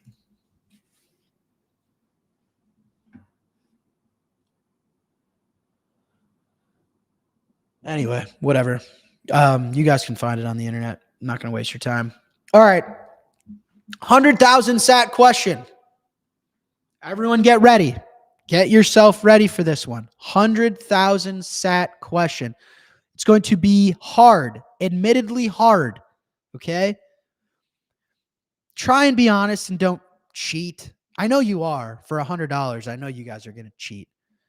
But I hope you don't feel good about yourself when you go to bed tonight if you cheat. All right? Try and be an honest person. Don't cheat. 100,000 sats. 100,000 sats. There are very specific rules for this answer, okay? Listen closely. We've got over 9,000 people tuning in for the 100,000 sat question. 9,000 people have an opportunity to win 100,000 sats. Here are the rules. Here are the rules. The answer contains a number and the title of each, okay? You guys will understand what I mean in a second. But you not only have to give me the number, but you have to give me the title, okay? So it's going to take some digging on the internet for you to find this, I assume, okay?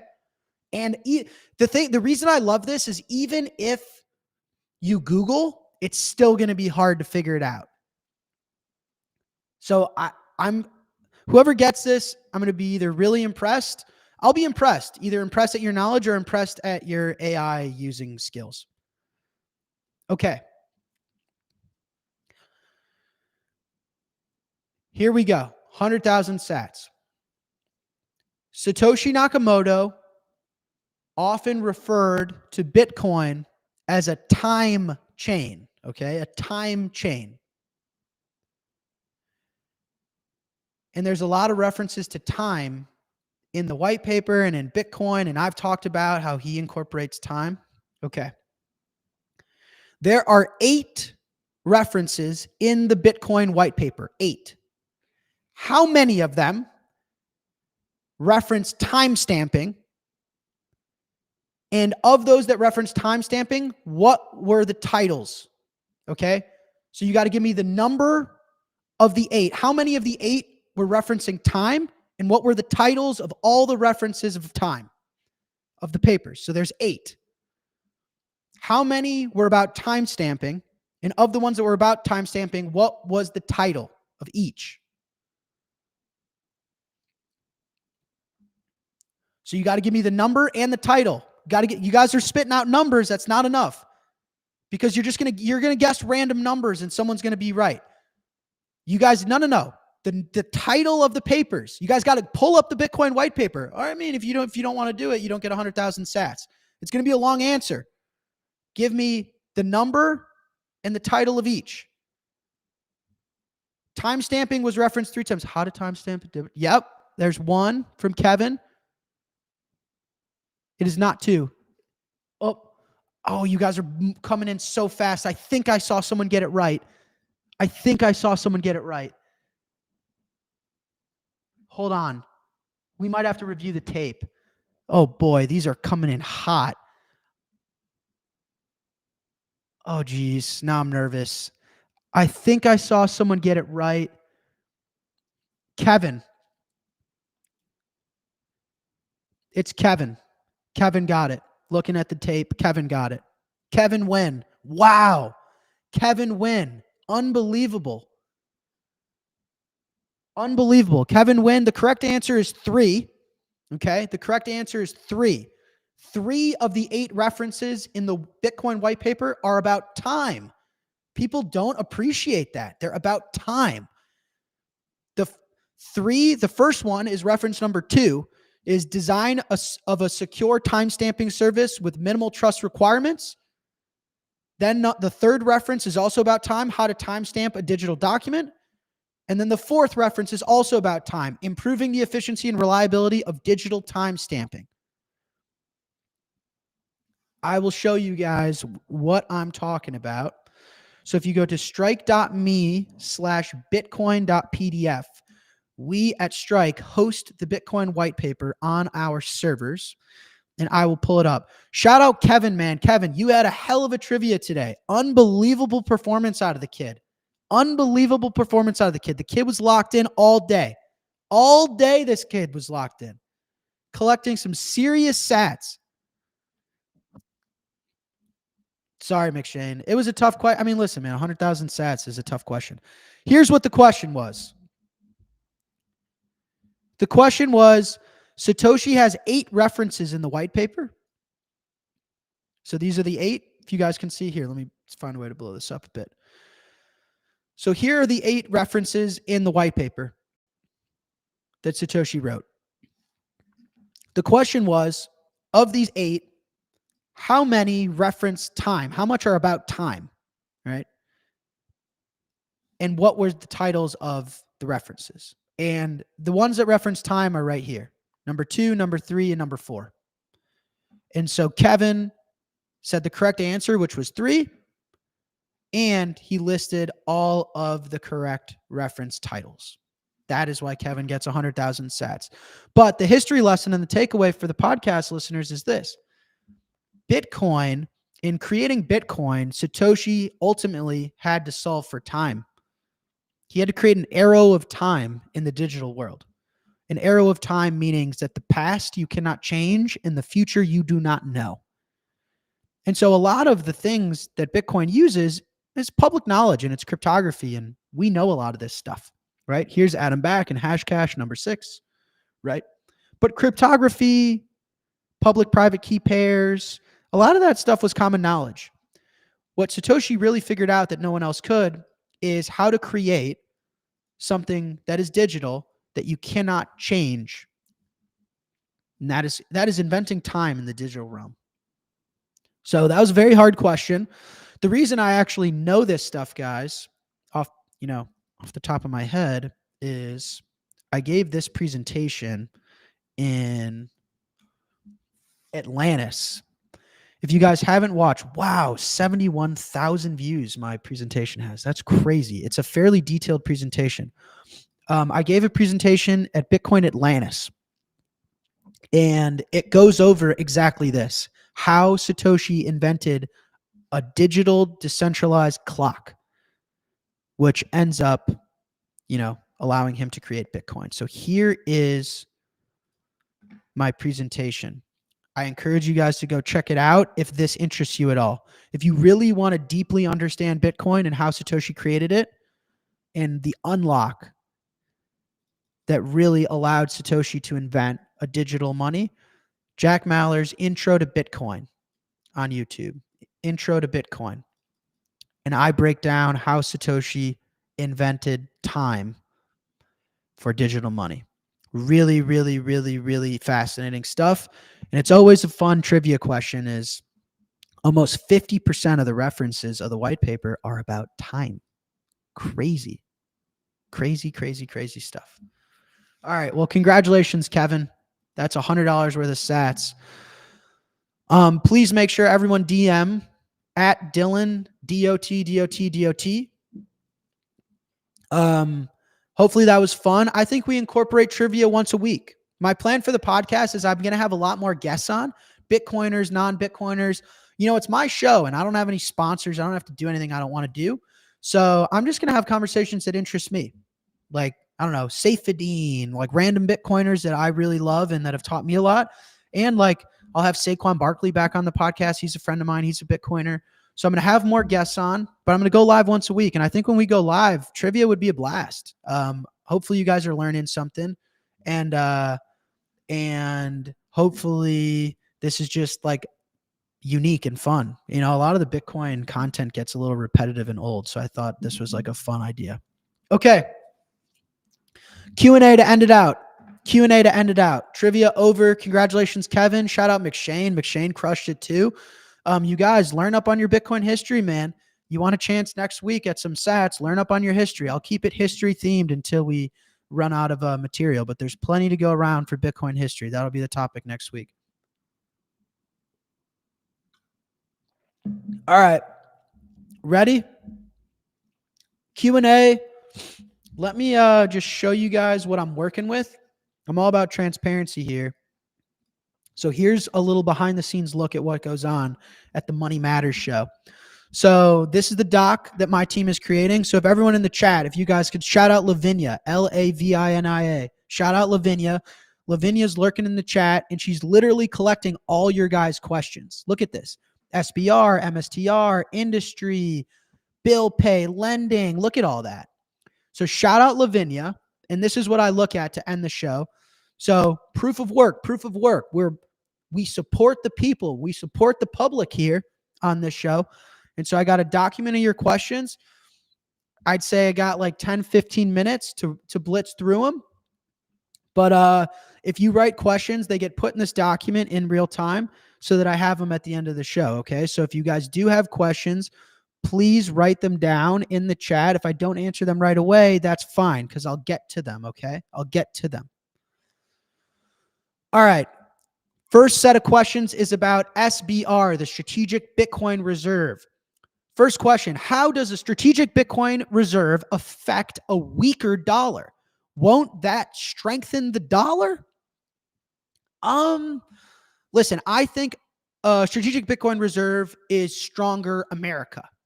What I think is strong is I think it builds confidence in our future promises.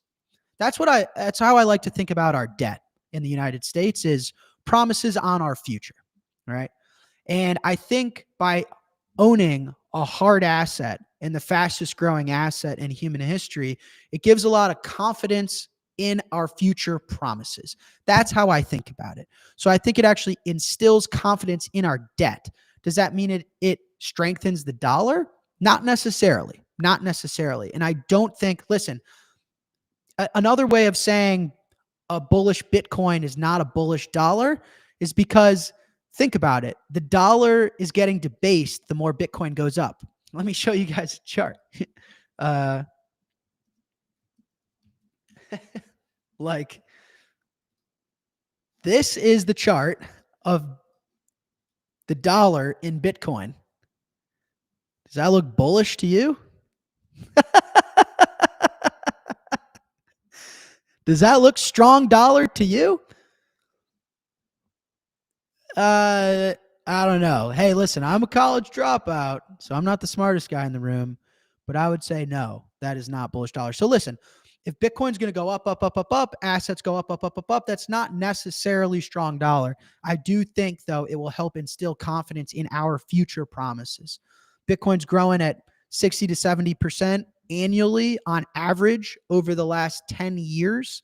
That is something that's growing faster than we can produce debt, then we're creating debt and more promises. We're finding something to own that's outgrowing our debt. That's how I think about it. Hopefully that makes sense. What are the biggest threats to Bitcoin's, I think you meant, what are the biggest threats to a strategic Bitcoin reserve in the United States? I mean, the biggest threat is Trump doesn't do it, right? The biggest threat is Trump doesn't do it. So I think that one is pretty straightforward and simple. Listen, at the end of the day, people ride me all the time like, oh, you're a statist. You want the government to buy your bags. Guys, first of all, this is a really important point. Bitcoin's an open source protocol. It's a public utility for everyone. If you thought you got to decide who gets to own Bitcoin, you're wrong. Sorry, newsflash. You don't. You don't. So anyone can buy Bitcoin. If a government or a criminal buys Bitcoin and that ruins Bitcoin, then Bitcoin was never going to succeed. Okay. So I encourage everyone to own Bitcoin, whether I like you or not, because you can, and because it's probably in your best interest. Now, for the US government, I want them to own Bitcoin because I want to raise my kids here, guys. I don't have kids. I hope to become a father someday. That's my dream. And I'm thinking about where I would want to build a family. And I love the American ideals. I love what this country aspires to be. Now, whether we're succeeding at those ideals is a different story, but I think the United States leaning into Bitcoin and building a reserve and supporting Bitcoin in this country, I think that makes America a better America. And that's very simply why I want America to buy Bitcoin. Is I want my country to be successful and I want to raise my kids here. I don't have to migrate my life to raise my kids. I might have to, though. What catalyst is next for Bitcoin after a strategic Bitcoin reserve? Oh, geez. I I think probably central banks. Central banks. You know, at the end of the day, Bitcoin's competing with the Fed, right? It's competing with central banks. It's a monetary policy you could subscribe to that isn't the Fed's. So I would say as soon as the Fed, there's a difference between the U.S. Treasury buying Bitcoin and the Federal Reserve buying Bitcoin. As soon as central banks start buying Bitcoin, which is technically like an independent bank, I would say that's next. And then after that is really, I think adoption lives in things like payments. Like if we're at a point, let's imagine the year's 2030 and governments all have a strategic reserve, central banks have a reserve of it, and Bitcoin's a 10, 20, 30, 40, 50 trillion dollar asset. I think it's going to be very reasonable that people start making payments and receiving payments in Bitcoin. So I think a lot of the infrastructure of Lightning and the hard work that's gone on over the years will be realized. And I think it's maybe completing the cyclical loop, like farm to table for Bitcoin, I think will become more important. To be clear, I do not expect that over the next 12, 24 months. But I don't know, maybe the next 3, 4, 5 years, Bitcoin farm to table, interesting for me. And, you know, the first problem you have to solve in a new money is distribution. How do you get people to own it and store their time and energy with it? But after governments own it and central banks own it and retail has access and Wall Street has access, then I think it's a lot of the tooling to make it useful. You know, like a guy like me, I'm probably early in living a life fully on Bitcoin. You guys know I don't own any dollars. I don't own any fiat. I only own Bitcoin. A guy like me, make payments in Bitcoin. You guys can pay me for stuff in Bitcoin. I expect a lot more of the world to be like that in 5 years. I feel like people wouldn't mind if majority of their financial life is centered around Bitcoin. What do you think about what El Salvador did with changing the currency to Bitcoin? Is Bitcoin City a real possibility? What do I think about it? I was there. For those that don't know, I worked with the Salvadoran government on Bitcoin legal tender. I announced it at Bitcoin 2021. Shout out McShane again. What do I think about it? I think it's phenomenal. I think El Salvador is trying to build the Latin American Singapore, meaning hard money, pro technology, pro innovation, a focus on being clean streets, a focus on being tough on crime. So tough on crime, you're very clean, very innovative, favorable to innovation and technology, and a focus on hard money. And so I think El Salvador's got to be one of the most inspiring countries in the world over the last 5 years, easily. I mean, they've gone from one of the most dangerous and poorest to, in Bitcoin terms, one of the wealthiest and one of the safest. If that doesn't inspire you, I don't know what does. Do you have any insights into which nation states you believe are already buying Bitcoin? I think in the Middle East. Supposedly they've got Saylor-sized positions. That's all I'll say. Here's the thing on the Bitcoin Strategic Reserve and, you know, who's buying and why haven't people announced? And this is something, you know, about Trump and his inauguration that I'm not sure. I don't know how I would do it personally. Listen, guys, if I had to buy a bunch of Bitcoin or I wanted to buy a bunch of Bitcoin, I wanted to build a position, I'll tell you what I wouldn't do. Announce it. Why would I do that? If I was running the United States of America, I would never go out and tell everyone I'm interested in buying 1 million Bitcoin, because then every other country and company and person is going to go buy the Bitcoin before me. And I'm going to have to buy 1 million Bitcoin when Bitcoin's $5 million a coin.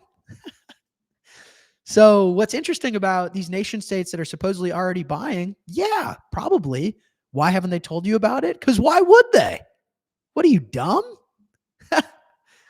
If you want to fill a position, let's say you have $100 billion to deploy into Bitcoin, you would probably tell everyone after you've already bought, right?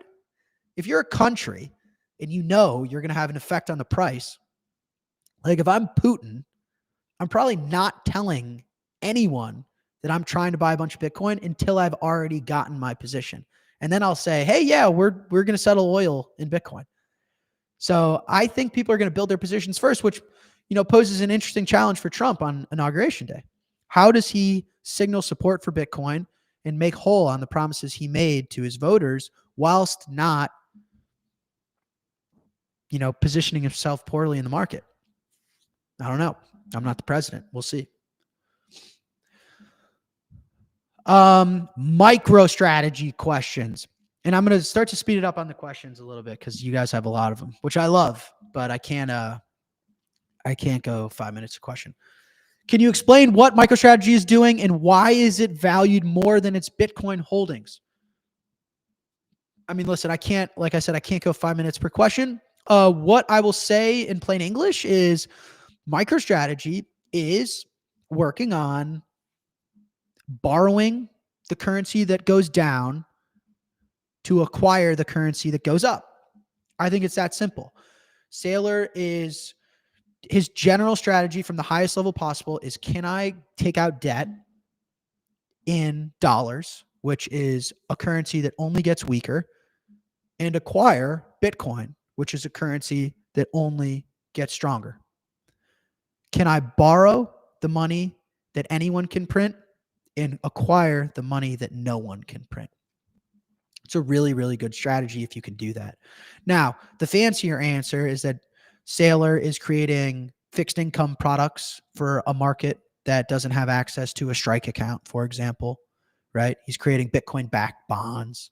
That's the fancier answer. But I think from the highest level possible, it's really Saylor is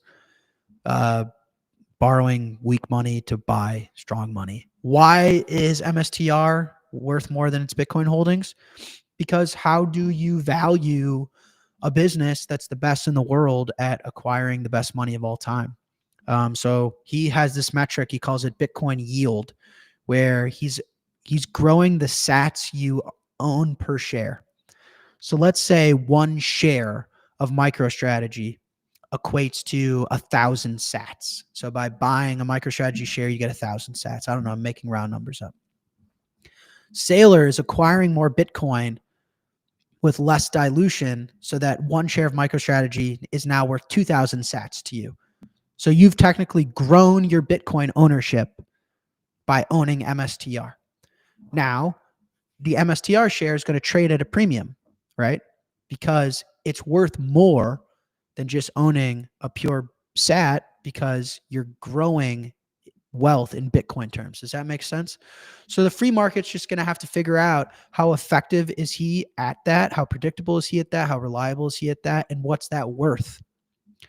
I've told you guys, I love Saylor. I think he's great. I think he's good for Bitcoin.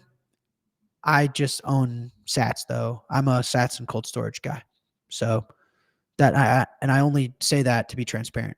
I'm not an MSTR shareholder in any meaningful way. I think I went on Cash App and I bought like $5 worth of MSTR to support both Dorsey and Saylor. And I think I still own it. Who knows what it's worth now? Maybe 10, maybe the stock's doubled or something.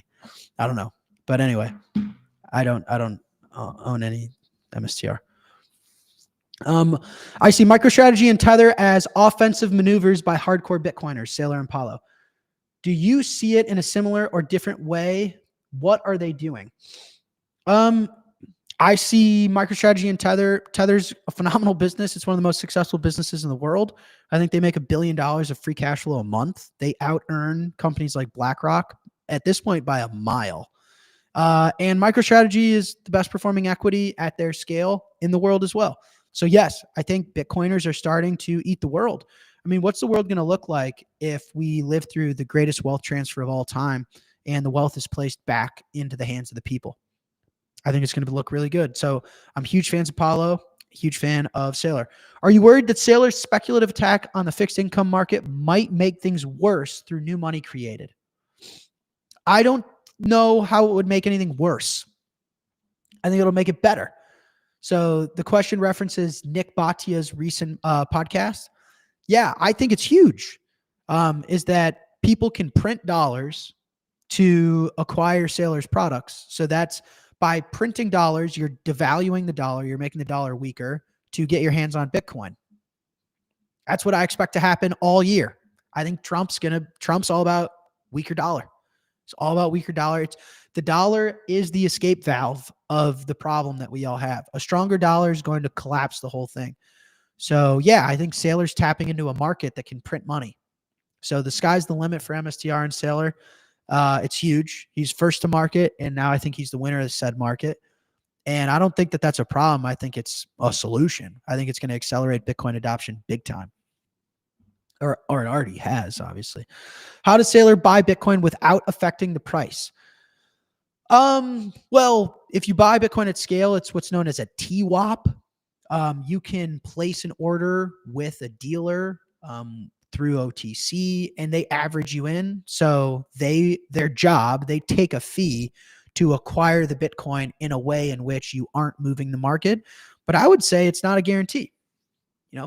I would say Saylor's probably moved the market before. He's bought what? $20 billion worth of Bitcoin. He might have moved the market once or twice. So, but if you wanted to Google it, TWAP is a specific order type that Saylor says he's used. Is it possible that one person or company buys so much Bitcoin that it becomes a risk? Great question. I've talked about this in the past. I do not think so. Let me tell you guys why. One of the genius innovations of Satoshi is how Satoshi distributed Bitcoin.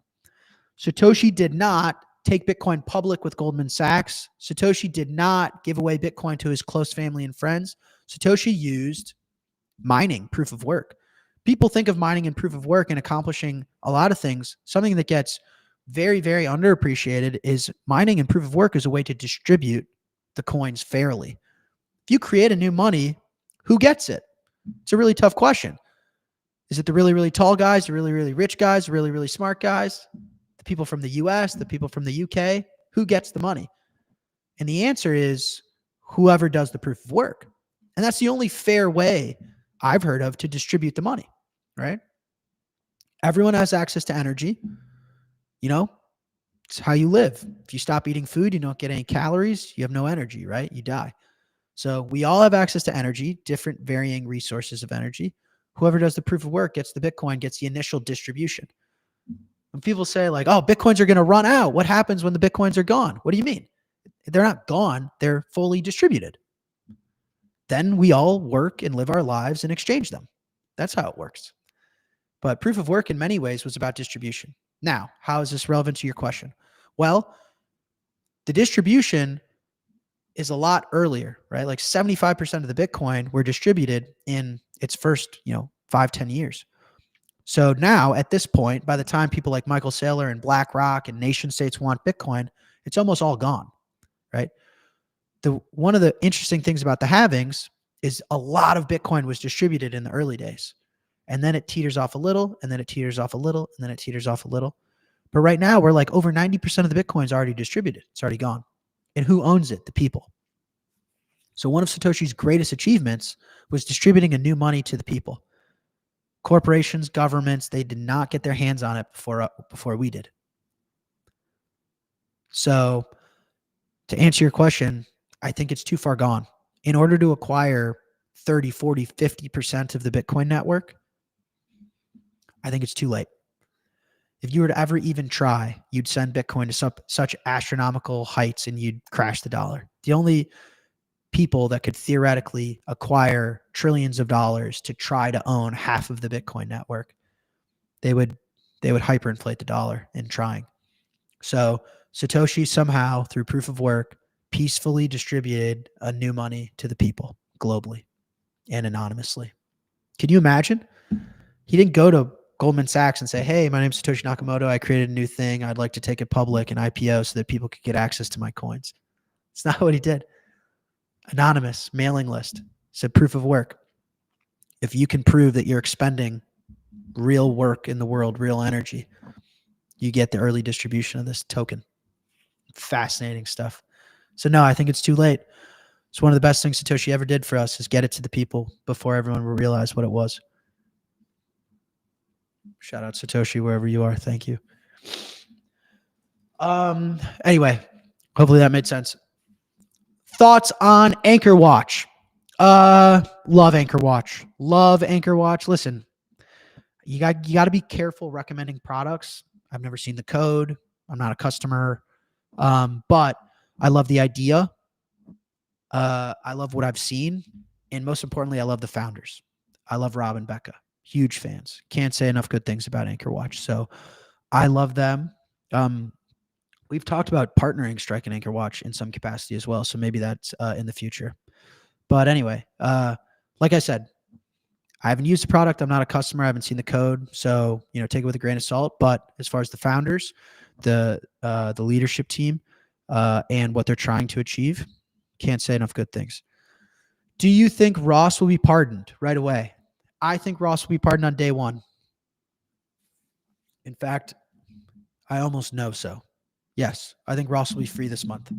100%. If Bitcoin outperforms 99% of businesses and you own Bitcoin, does work or starting a company still make sense? With Bitcoin, you earn more sleeping. Does this redefine human purpose? I've actually talked about this. Also, shout out you guys, man. We're almost at 10,000 live viewers across all platforms. Shout out to you. If you can give a thumbs up. If you can subscribe to us, my goal is I'm going to start, focusing more on the podcast because we're getting a lot of good feedback on it. So if you guys can all subscribe, my goal is 100,000 subscribers in 2025. We're almost at 16,000 right now. So I think we got a chance. So shout out you guys. Thanks for the support. Does Bitcoin redefine human purpose because you make more money sleeping than working? No. There was a podcast I did with Zuby. You guys should watch it. YouTube, Jack Maller's Zuby. Really good one. But my answer to this is, Bitcoin fixes people getting wealthier without doing anything because you can't print Bitcoin. What do I mean by that? If I have a lot of Bitcoin, let's say I'm sitting on 100,000 Bitcoin because I was early and I was with Hal and Satoshi mining it on a laptop. In order for me to stay at 100,000 Bitcoin, I have to be earning Bitcoin, or else I spend my life doing nothing and spending my Bitcoin. And so, yes, the Bitcoin may be going up in dollar terms, but that doesn't matter. What matters is in Bitcoin terms. Then the next year, I only have 90,000 Bitcoin, then 80,000 Bitcoin, then 70,000 Bitcoin, right? And so the point is this. As a human, you need to be doing more for the world than you're taking from the world. That's being profitable, right? Let's say I make $100,000 a year and I spend $90,000 a year. According to economics, I'm financially producing more value for society than I'm consuming from society. That's making the world a better place. And so Bitcoin requires that of you. The wealthy can't stay wealthy if they aren't producing real value for society, right? You have to be net profitable in Bitcoin terms or else your stash diminishes. And Bitcoin guarantees that. Bitcoin absolutely guarantees that because you can't, listen, that's not true in fiat world because really rich people can sit in bonds and get free yield and get bailed out whenever anything goes wrong. They don't have to do fuck all. They just sit on their ass, do nothing. These people are getting risk-free 5% for doing fuck all, right? That's not very useful for society. It doesn't require people to produce value. They just sit on their ass and do nothing, right?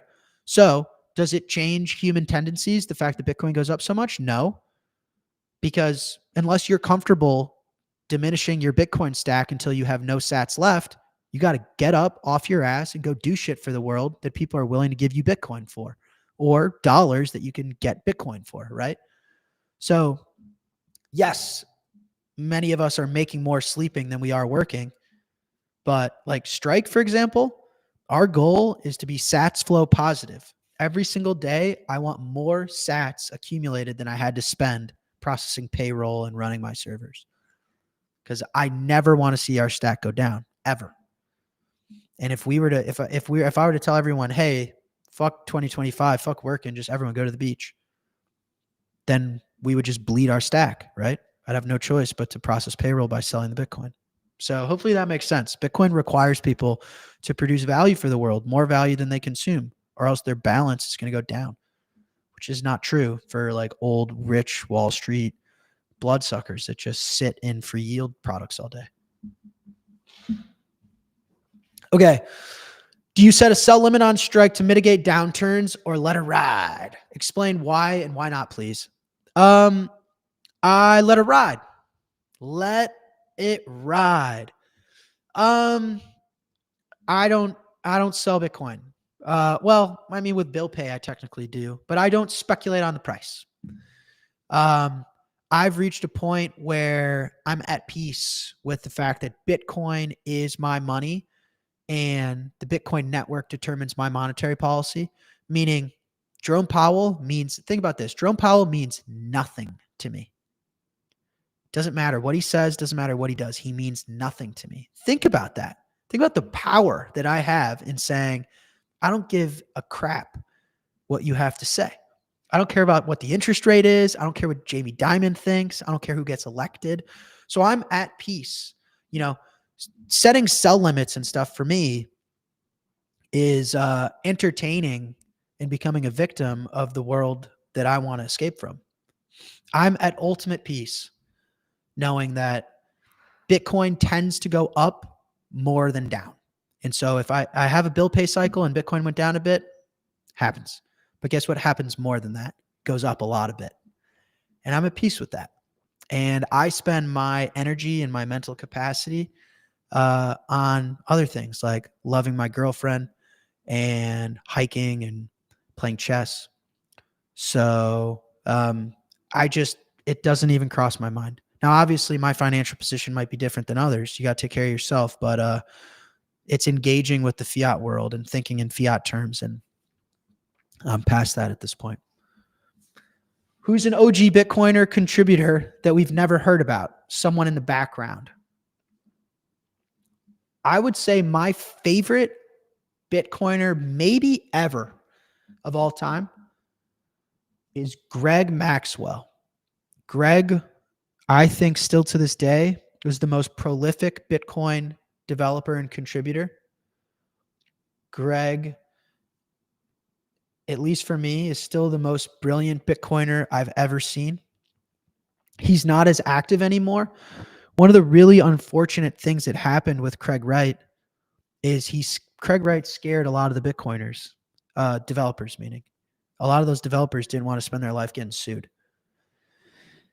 And so Greg has not been as active, which is super sad and unfortunate. But I would say Greg Maxwell and his username on Reddit, which is where he writes. He doesn't even have a Twitter account. Actually, hold on.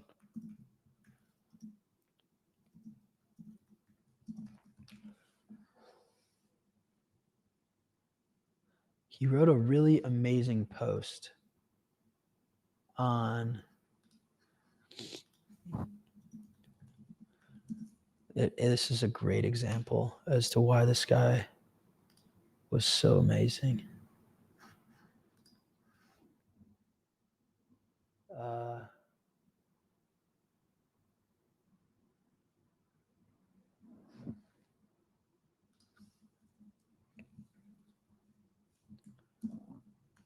Give me 30 seconds. If I can't find it, then I'll just move on.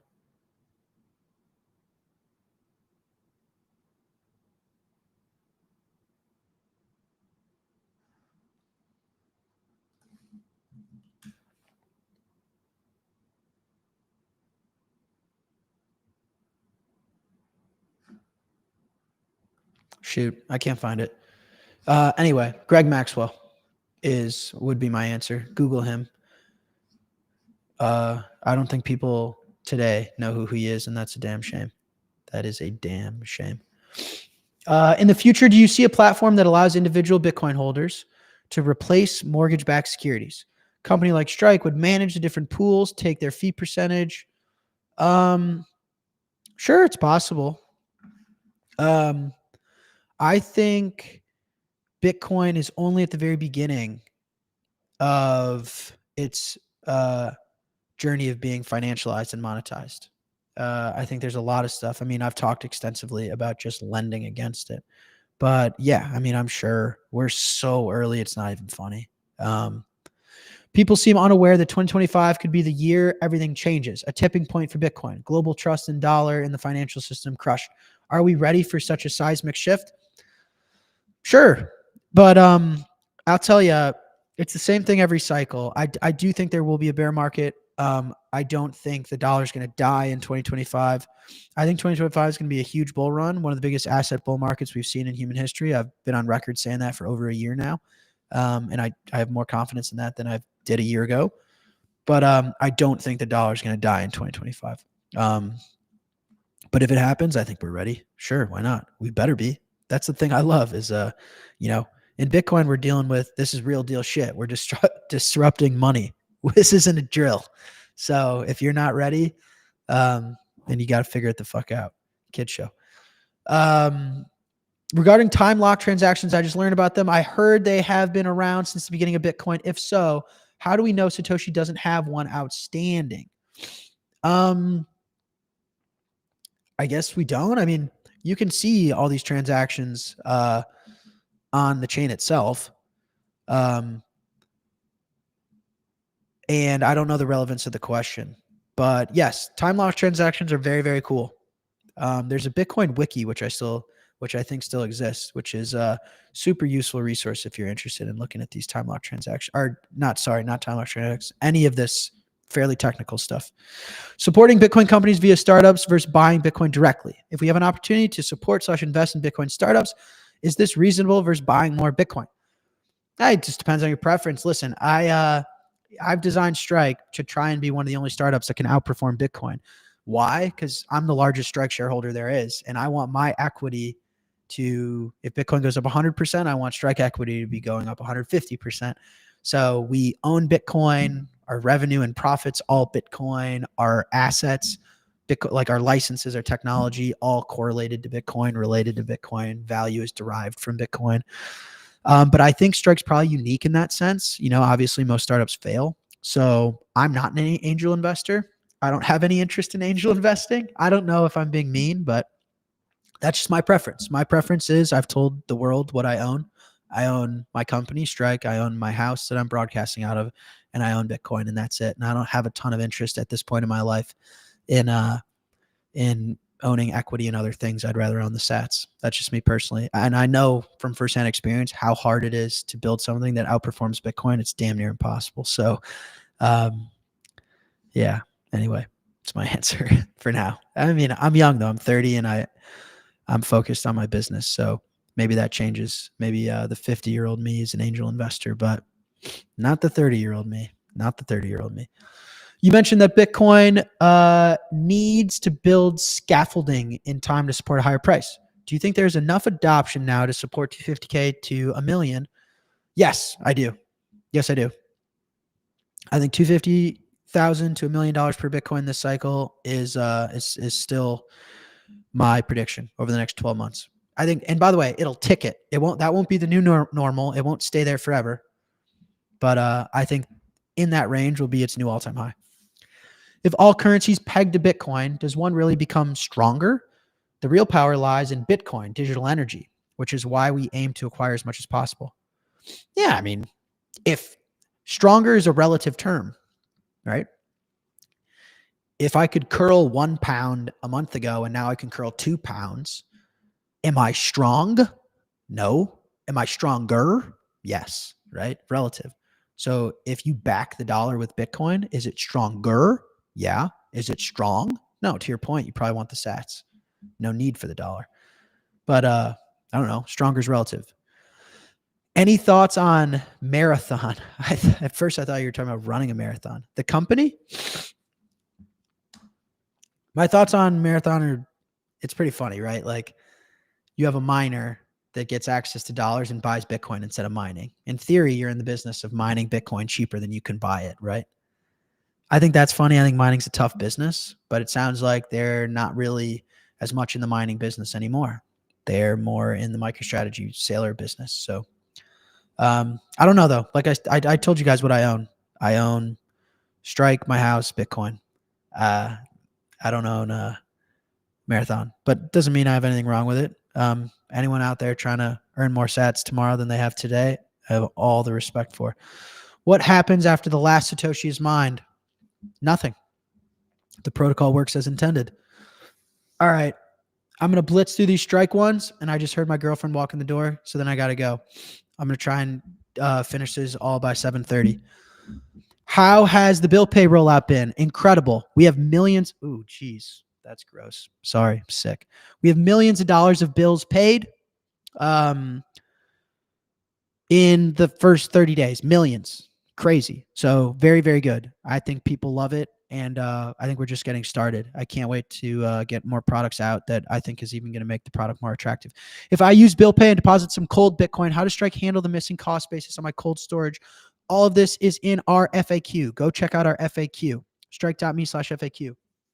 When bill pay on Strike in Europe, I got nothing to communicate like our promise time-wise. I know we get a lot of demand for it. It's something that we'd love to offer customers, but I'd look like a fool giving you guys any time guesstimates. Just no need for that. We're working on it. Are you working on bill pay for Canada? Any idea when that might be a thing? I know that we're really excited about Canada, and we're hopeful Canada is a 2025 thing for Strike. I'll tell you that much. Lending. What will your Bitcoin loan do differently than Salt lending? I don't know. I'd have to look up Salt lending. I have no idea. When does Strike plan to have Bitcoin collateralized loans? Soon. Very soon.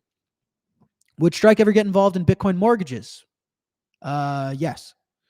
If you are going to offer Bitcoin-backed loans, letting people go short USD and long BTC, who will be short BTC? I mean, if you take out a loan to buy Bitcoin, that's just leverage.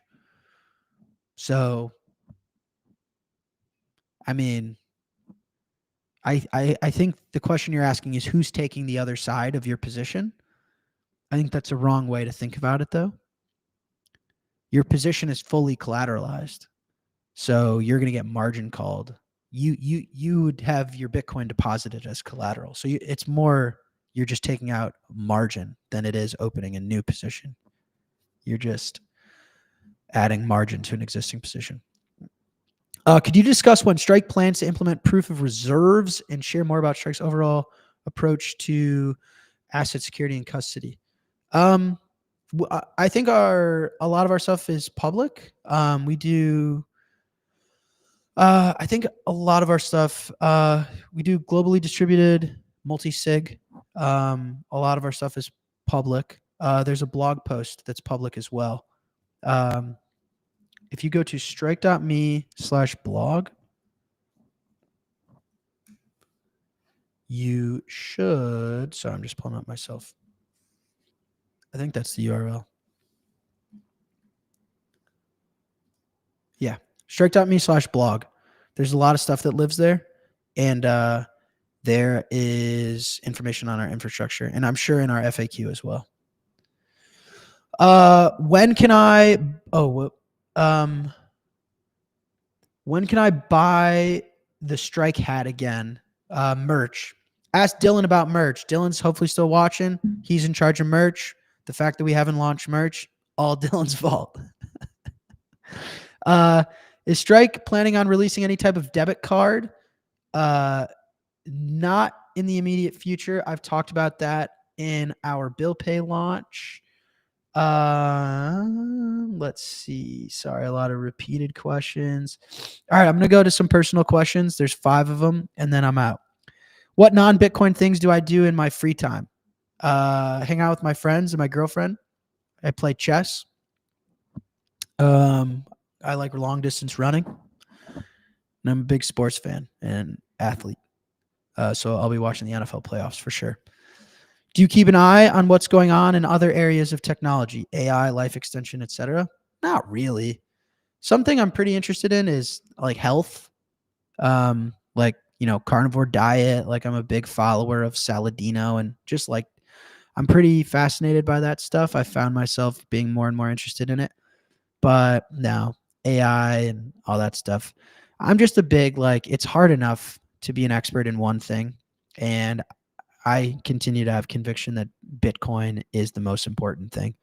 And so that's where I spend all my time. I think what Saylor say, diversity is just taking away from the winner. I think of it similar, right? Like if I were to split time on AI and life extension technology and Bitcoin, then I would just I would just consider that spending less time on Bitcoin. And I'm not interested in that. I spend as much time on Bitcoin as I possibly can. Would you buy the Chicago Bears and put the team on a Bitcoin standard? If I could, absolutely 100%. If you were to buy the Bulls, I love that I've memed this. Manifest destiny, baby. if you were to buy the Bulls, what would be some of your ideas for the franchise on and off the court? Win. That'd be my first idea, is to actually start winning. Am I going to cheat code in Bedford this year? Yes, I am. Shout out Peter McCormick. How fast can I shotgun a beer? Not fast. I'm terrible at shotgunning beer. All right. I'm literally like snot all over the place. I'm a mess. Thank you guys for hanging out with me. This was a blast. Trivia was fun. We'll have some guests on next week. And much love. I'm sick. I got to go lay down. Hopefully my girl's going to take care of me a little bit. All right. I appreciate, sorry, it's hitting me hard. I'm dying. I appreciate you guys though. Like, subscribe. I'll see you next week. You know where I'll be. Sunshine or rain, sick or not. Peace.